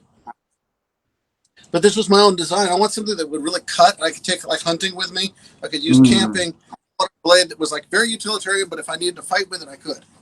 Okay. Wow. So one of the things I do that's very unique is I'm also a woodworker. And a little bit of metal. And I do metal work. So I'll show you some. Like I made this scabbard. This is one of the first scabbards I ever made because the scabbard was just destroyed from this, and it's made out of mahogany. So I was like, okay. Nice. So I'm make a scabbard. One of the things I do is I make aluminum blades for training. And work with some steel. And I do some steel, but this one. That's a Shashka. This is a Shashka. This is a caucus blade, and so this is made out of aircraft aluminum. I get them cut out and then I finish them, and they get used for training. So they're a lot of fun. One of the things I can do is I can actually make blades. From, somebody says I got a design. I say okay, well I can actually get that made, but it's not cheap. It's about $250 for the basic machine cost. Get them cut out for 10 blades. Yeah. And then my process to put the handles, you're probably looking at around $350. So when people ask if you said I wanted a dozen training blades, I can make them for you, but it's not going to be cheap. It's like when you're done, though, it works out to about $35 a piece. So, actually, though, for a training blade, I think that's pretty reasonable. I don't know. But to do that, you need to make 10 of them. Minimum. Minimum is 10. Yeah, you have to get to 10. Right, I got you. Yeah, okay. Yeah, so you and 9 friends have to. Yeah, you have to pony up $350. Gotcha. Yeah. $50. Yep. Can show some of the woodworking you've done for. So this is the difference between training sticks and. So I've made different types of training sticks, and I'll show you. So this is my classic FMA stick, and I make these. The one there on the right. This is my fire hardened rattan, and then this is the guava. And these I don't sell. These are usually gifted out. Family gets me guava, and I'll make them just as a carry, and I need to use them to whack something. And then there's what I call basically that's a club. This is the club. This is we train in the park because unfortunately the building where we used to train, where we had a school, got sold. So now I don't have the school we used to have. So we're back to training in the park. Courtesy of COVID. We'll train in the park, and then yes, there's riffraff that sometimes decides that they want to try and fight. And it's like, okay, this will break things. If I have to say, okay, no, I'm going to my car. Well, you're going in an ambulance, but yeah, you can walk away now and leave me alone. We'll get along fine, or I'm going to break things on you, and you go to the hospital. I don't care. So yeah, it's funny. We know the local sheriffs, and they're like, yeah, just be out by dark. It's all we ask. And neat. Okay. So, when we talk about blades, a lot of people go, "Well, I have an FMA system." I'll say, like this. Is it a knife system? It's a knife system. This is, this It's like is a mini standard. Taliban, right? Yeah, But this I is think so. What? Yeah, I mini. think that's the mini Look, Taliban. it's like a Is mini that the Taliban, right? Garab?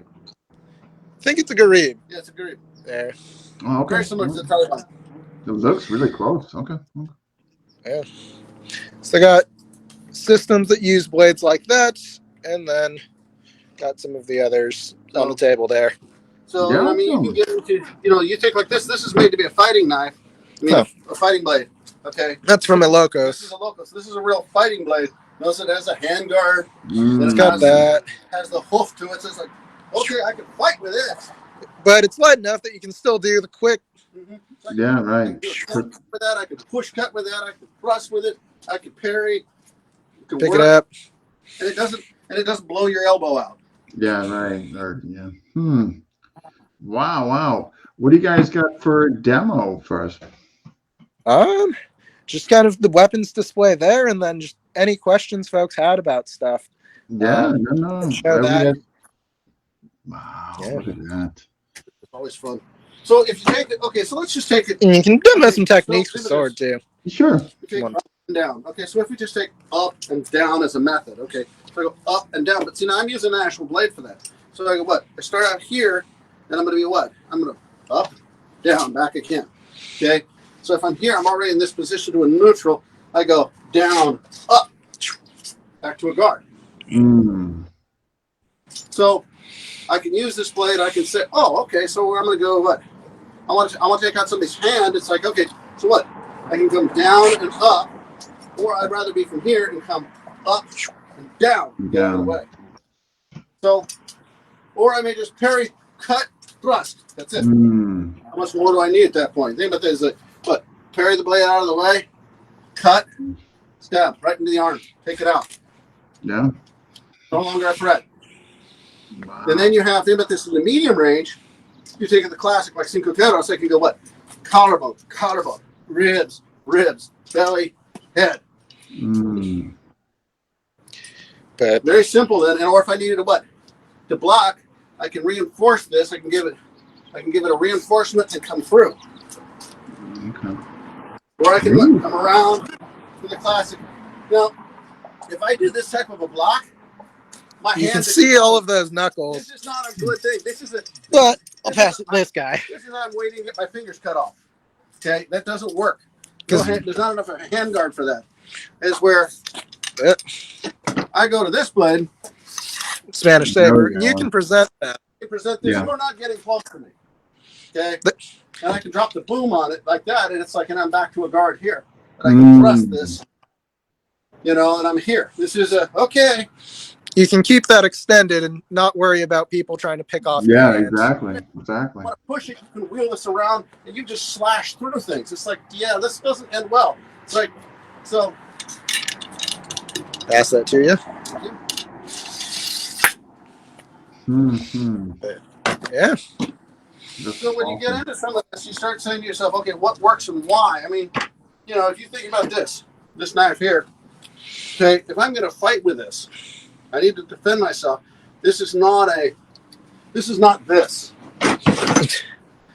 Right. This is I can all kinds of things. Right.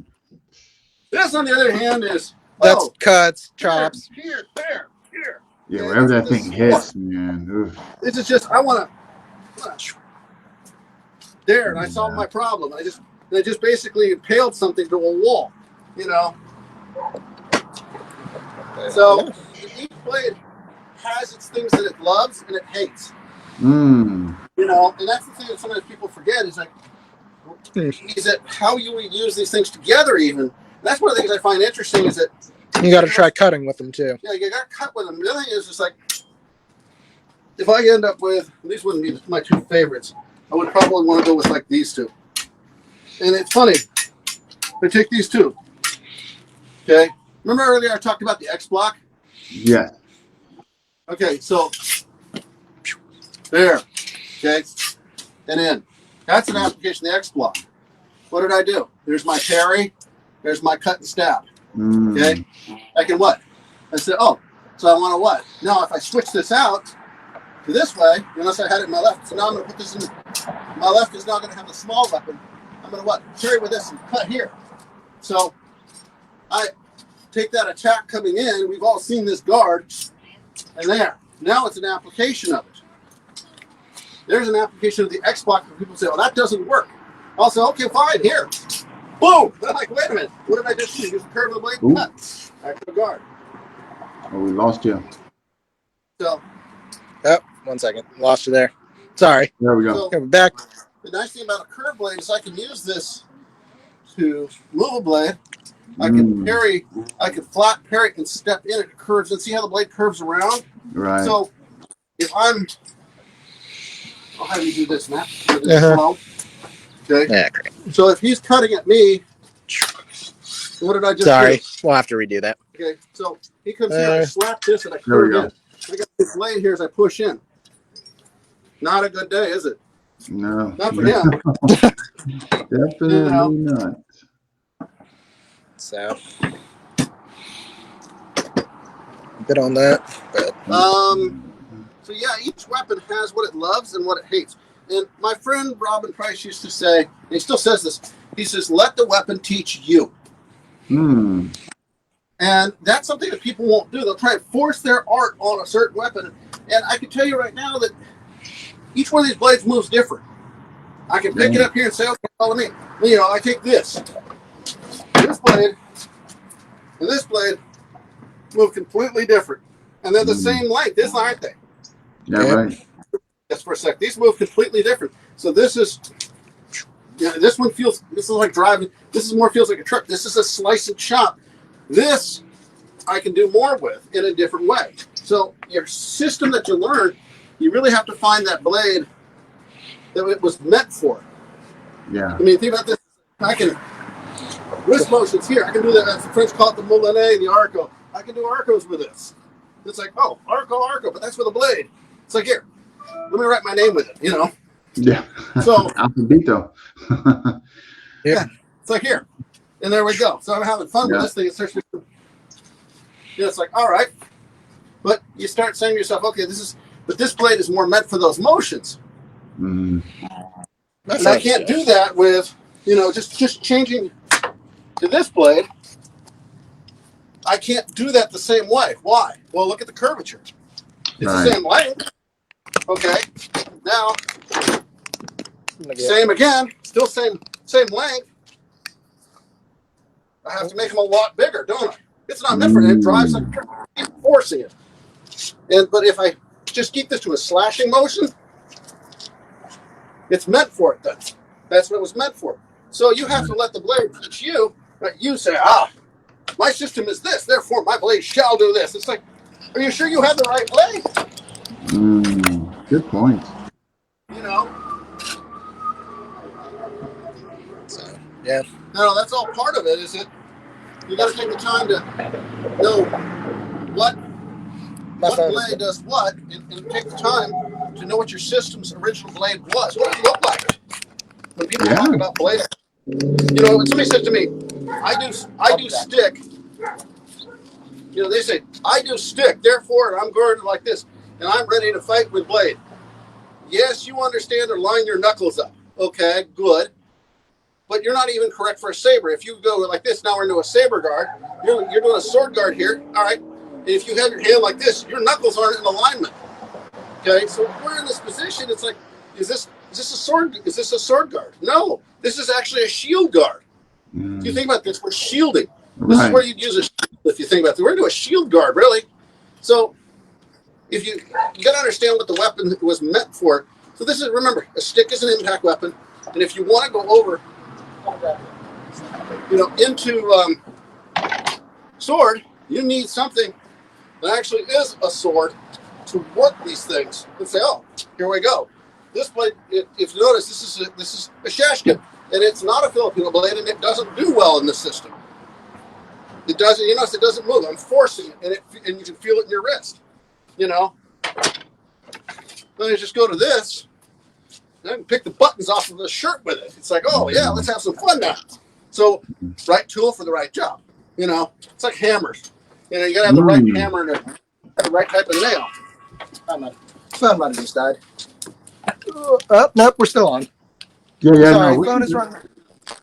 We're getting you power right now. Hold on. no worries. Okay, back again. Okay. 2 hours is a long time on the phone. Okay, so like I was saying before, remember I brought this blade out before.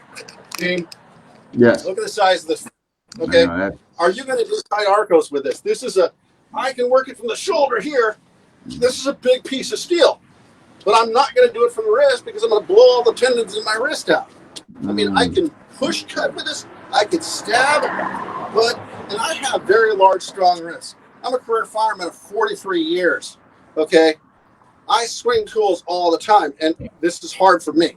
I don't do that. So my wrist would be gone. yeah, you're like, okay, I'm taking you to go get wrist surgery to get it rebuilt.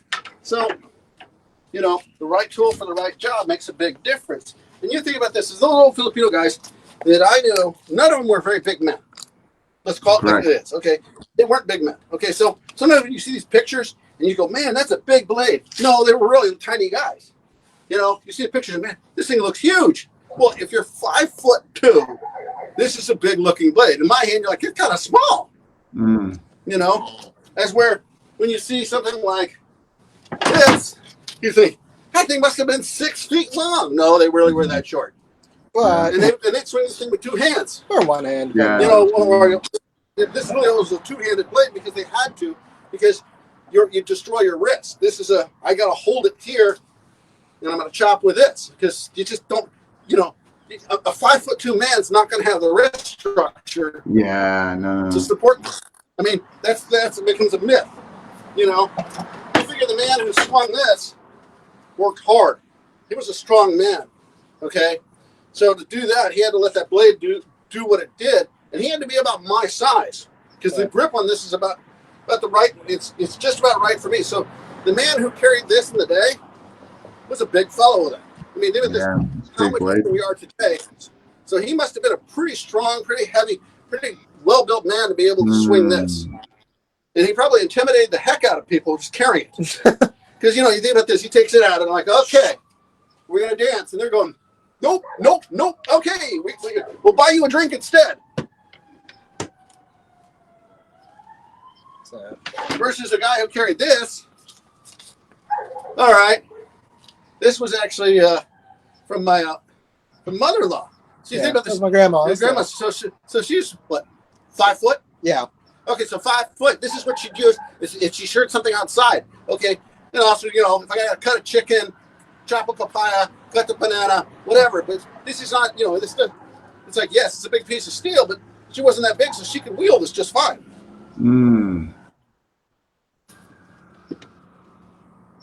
So that's where some of the myth comes in. When you start thinking about the blades and the sizes, you know, say, okay, well, what's it, you know, how are you going to wield this thing? You know, you're not doing arcos from the wrist with this. So, you know, think about this is that we're doing what? We're what? Big motion with this then. You know, we're what? Swinging, big motions. We're chopping like this. We can stab like this, but this is just, you know, you're not going to do a small motion like this. By the time you did it, you know. I can take this one out and show motions from the wrist with the Saber.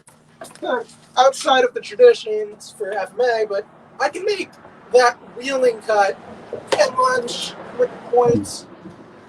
You can do them with the wrist, and I can do that pretty comfortably for a while. But I can't do it very well with this, can I? So this thing, you can already see it. It moves terrible. But if I do this, if I clean it like this, and I stab it and I throw it like this, okay, yeah, we just had fun, you know. That's what it was meant for. So right tool for the right job. Fascinating. So, you know, and it's funny, you can just change something as simple as the geometry of the handle. And this is where it gets really interesting. Let me find where'd that one go? So here's, okay, so look at these two. Look at just the difference in, this is a chopper, and they're almost the same. as far as the length goes. Yeah. Okay? But this is a chop blade. This, I'm going to cut. I can wheel this thing. I can actually have some fun with this thing. But to cut, that takes more speed. I have to do more of that. And I have to pull it across. See, I have to actually pull this blade across.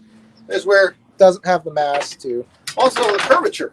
Yeah. This, on the other hand, curves already, so it's going to cut better. And then you get into this. This just, all I do is do that, and I've already bit way deep because look at the curvature. Yeah. You know, and that's a big difference in how it fights. And then we jump into the depth of this. The contact from this is nothing but bad. Okay? You already see the circle cutting it. So think about how deep this cuts fast. One contact, I'm cleaved down to the bone, maybe through the bone. That's bad news. Yeah. So, and then when you throw it into this context, you said the belong has the belong, but think about this. This doesn't wheel quickly. This is that truck. Full committed. Oh, I'm committed here, but if I miss, oh crap! I just get It's going down the highway. Yeah. If I'm here, yes, I cleaved through, but I literally have to do this, and that opens me up. They recover. Yeah. That's the biggest brawn I've ever seen. Wow. You know, it's like, okay, but at the same time, if I'm fighting a guy with a barong, I put it aside and I go and do that, and he's dead. Literally, boom. Of course, you can't mess that up. Yeah, you can't miss the timing. You know, it's like everything else. It's all about the timing. Timing, distance, and angle. Yeah. You know, that's what this is all about. It's like, because, I mean, if I got a guy who has one of these, okay, he's a big guy. He's coming up here. He's sleeving this thing a baseball bat. He's going to cut this thing. Sure. No mistakes there. No mistakes. He misses this. Oh, geez. He got skewered. It's the one shot. But this is intimidation. And if you hit anything, well. Yeah, whatever you hit. But if you're up against a guy who's like, to this, he says this, and I say, oh, so I come here and I cleave into this. He's coming with that big thing, and I smack it out of the side, and I step in. Mm-hmm. So I can step in with this thing. I can literally smack, stab, and it's like, but you're committed to that because it's so heavy. So each one will teach you something different about technique. Each one has something to offer and to teach you if you take the time to listen to them. That's where what I find is a lot of people are too busy saying, well, this is my system, so therefore I'll, try and force, or like you take this blade. Am I doing fast, short wrist cuts? No. This is a chop things. This is it doesn't even stab well. But scrapes well. Right. Okay, so if I'm gonna I can throw this in and cut like that, but I can chop like this. This is a nice choppy blade. And it's gonna do a lot of damage fast. So if I'm here, chop, okay, but you're committed. So. Questions. No, it's just incredible. Awesome. I start rattling on. No. I appreciate you guys bringing these out and showing them. Yeah. I think it's fantastic. Like this is like I said, daily carry. This is a work tool. So am I going to do fast wrist cuts with this? No. You can. You can play closer with it. But I'm in close. So this is okay, so what am I going to do? I'm going to chop and cut like that. So it's like, defang the snake, peel the fish, Yeah. Hack, chop. Oh, geez, did I take the strip of your arm off? Can we see the bone, please?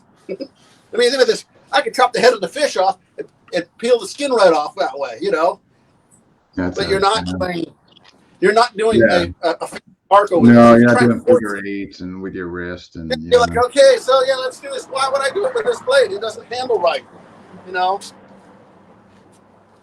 So that's what gets lost on people, just like this.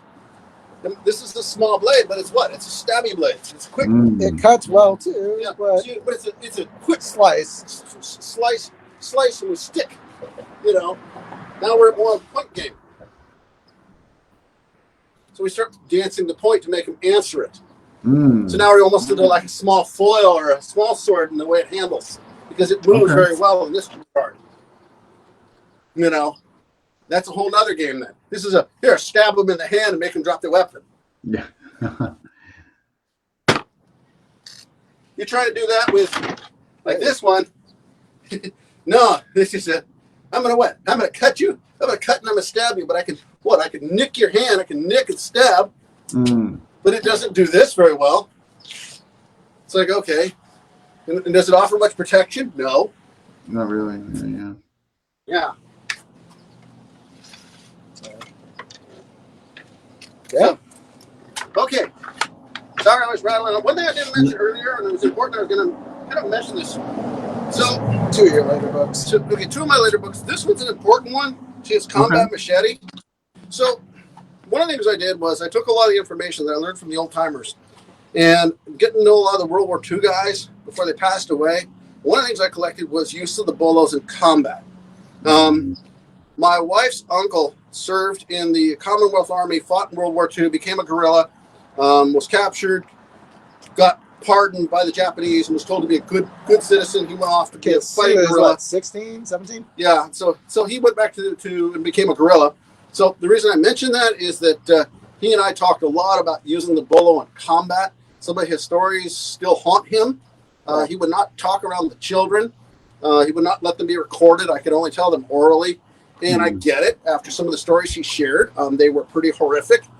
It was booby traps, ambushing Japanese, hacking them and covered with blood, puking afterwards from the adrenaline and everything else, and then going and doing it again, you know. So anyway, in my travels, I've picked up a lot to do with using machetes and bolos. So this is a living system. I pass this along, and I have students that have been in different spots of the world, and I actually had to use this. I have students in South Africa, and just recently they had to apply these skills in the unrest and street wars that just happened there. So they were like, yeah, it works, trust me. And I'm like, you don't want to know. I'm like, yeah, okay. And so that's one of my projects is again, back to living systems.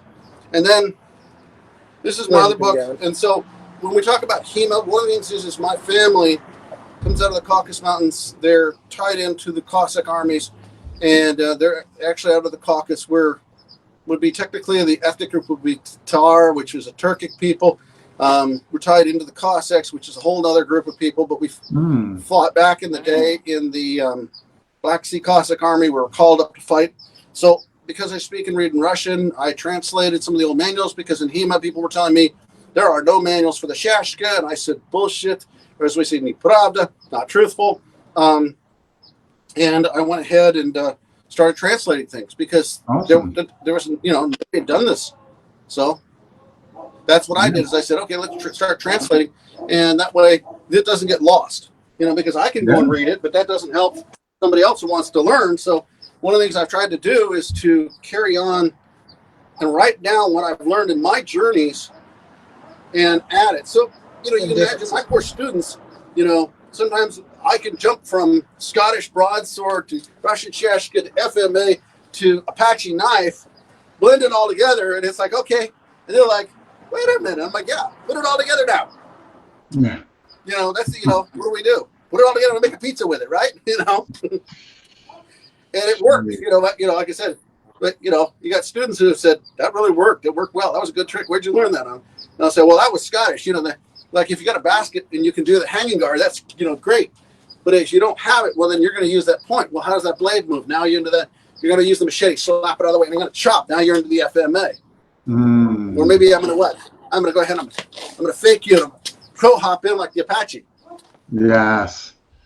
Yeah. So it becomes, it's unique. The thing is that I have traveled all over the world. That's the beauty of it. I've been able to travel. I've been into the Near East. I've been, in Europe. I've been all over North America. I've been down into Mexico, down to the border of Central America, up into Canada. And in my process, one of the things, loving to fight, I've always been willing to fight other people just to learn from it. So doing that, I've actually been able to and I was looking at this, is that I've been able to fight people from every continent except for the Arctic and Antarctic. Met them in tournaments. And so I've learned a lot about how human beings move. And that's where it really gets interesting, because I'm like, okay, So does what I know work? Yes, it does, you know. Mm. And, you know, it's interesting when you go to tournaments in other countries, I can tell you for a fact, your first tournament, you won't win. Mm. It doesn't matter what you do to the other guy. They will disqualify you because you're not from there. It's localism.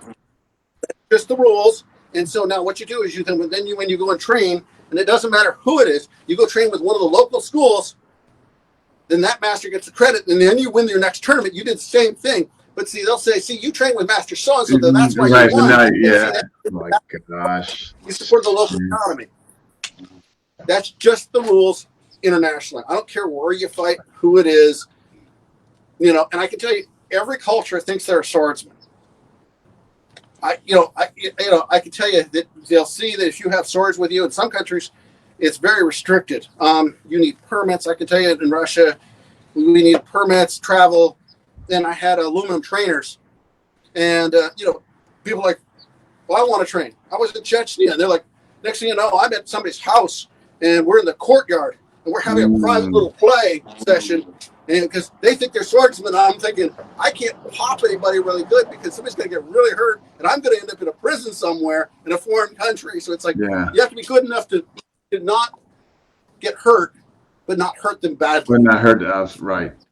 Jeez. Yeah, and that really requires a lot of skill because, these are people, and it's funny. I can remember this one fellow. We were playing at this one hall in another country. I'm going to leave it out of the country because it was in between countries. Anyway, he was Turkish, and I was used to playing with Matt, and he had certain moves that Matt would always do, and he would counter me. He missed it, and I cracked him right across the face with a stick. Oh, did he get mad? I mean, I caught him right across. It was like, wow. And I'm like, and he got mad, and half the school got mad, and I'm like, and I'm apologizing. My friends are apologizing. I said, and I told him, I said, my son always blocks that. You were moving just like my son, but you missed the block. He dropped his guard, and I just went, and I did what I always do with it. It's like, okay, do, here, and Matt's always here, and he goes, and he's got a stick down here, and just goes crack right across the top of his head. I'm like, down his face. I'm like, oh fuck, and he's bleeding, and I'm like, oh, this is gonna get bad fast. And not everybody appreciates that. Like I said, you're in other countries, you have to play. You can't beat up the local champion and leave them bleeding. You'll make enemies. Yeah, I could see that. Yeah, for sure. Man, oh man, yeah. Jeez. And they'll be like, and it's funny because sometimes we'll take swords off the wall. These are real swords. Like, okay, let's play. I'm thinking, you're not that good. Trust me, these swords are rusty. You haven't used these things, so you're more likely to get injured.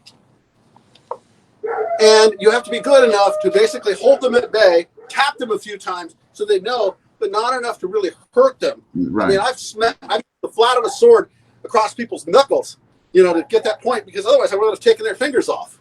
And I'm like, these are real swords. It's not like, oh yeah, they talk about, oh well, I understand you're a swordsman. Here, I'm like thinking, am I going to end up in prison? I really actually don't want to. So I have to be good enough to carry it. Ah, okay, that was a knuckle. Yeah, you bring some ice on that, son. Yeah, before you right. Exactly, in a foreign country. Yeah, prison in a foreign country. Man, well, this has been. I appreciate both of you. This has been fan. We're almost close to 2 hours. This has been fantastic. So yeah, it's funny because it's interesting because I've been, like I said, I've been a wandering swordsman, which is really unique in this time and this age. And it's always the dog. Here's the dog. Come here, Cody. Yesterday. Yeah, remember we talked about the door. So this is my big dog. He is come here. Have a seat. Sit. Yeah, he's my little dog at 140 pounds. And then there's my other little dog right here, and she's only 95. So, a lot of dog food, trust me. Chewy.com, they ship twice monthly to me, and with lots of dog food and a lot of dog crap to shovel, trust me. Yeah. Oh my gosh. But, it's funny because I always like, well, if you think you can get in a house, I wish you the best of luck.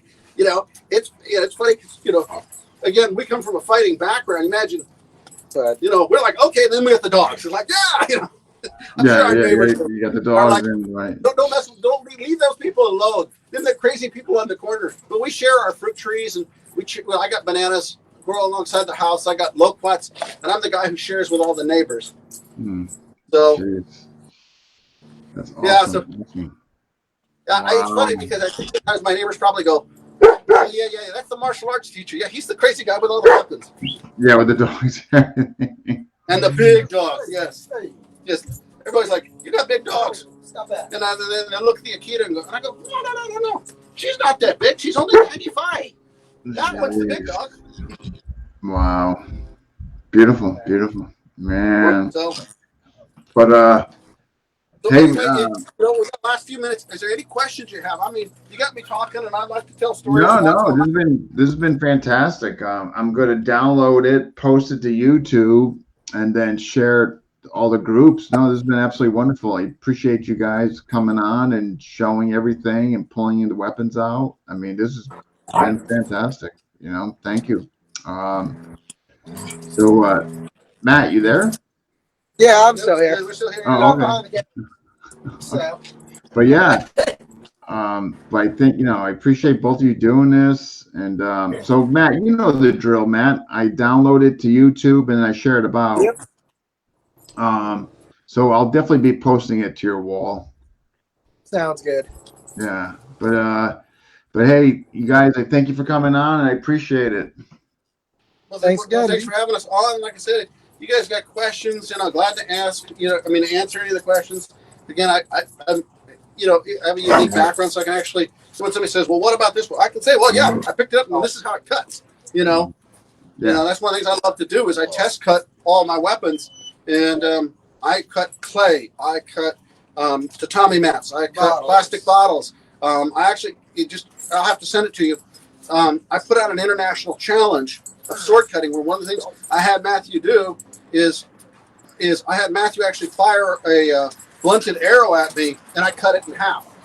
And he did it at 30 feet. So when I say I do things, I've seen different demonstrations. I say, well, I can cut a tatami mat. Okay, I can cut the bottles in multiple cuts. I can do that. I can throw the handkerchief in the air and cut it in half. That's a very hard feat. The foam noodles, the tatami mat. I said, okay, what about shooting the arrow? And Matt was like, I don't want to do this, Dad. You might get really hurt.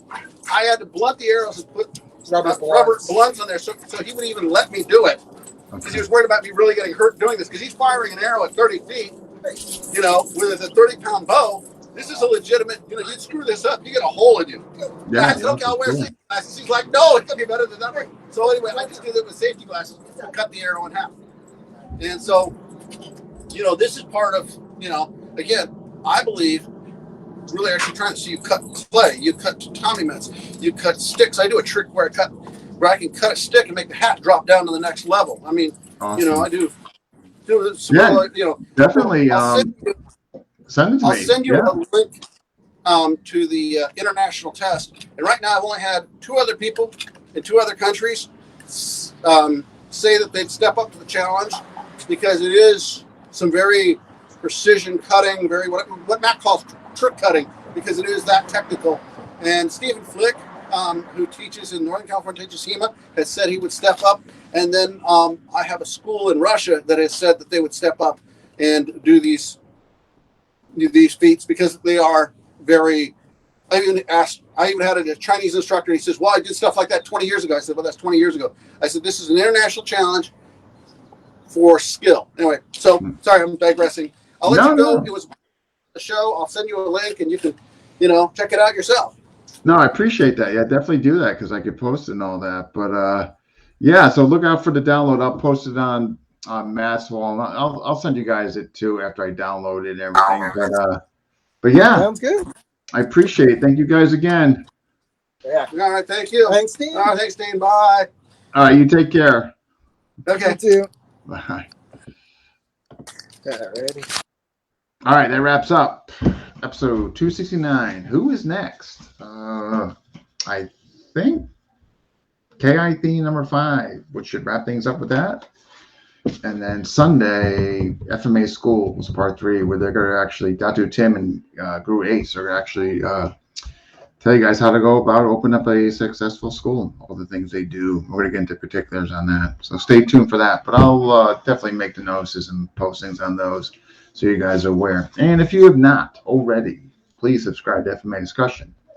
where all the money we receive goes to charity. And until that next time, I'll see you guys then.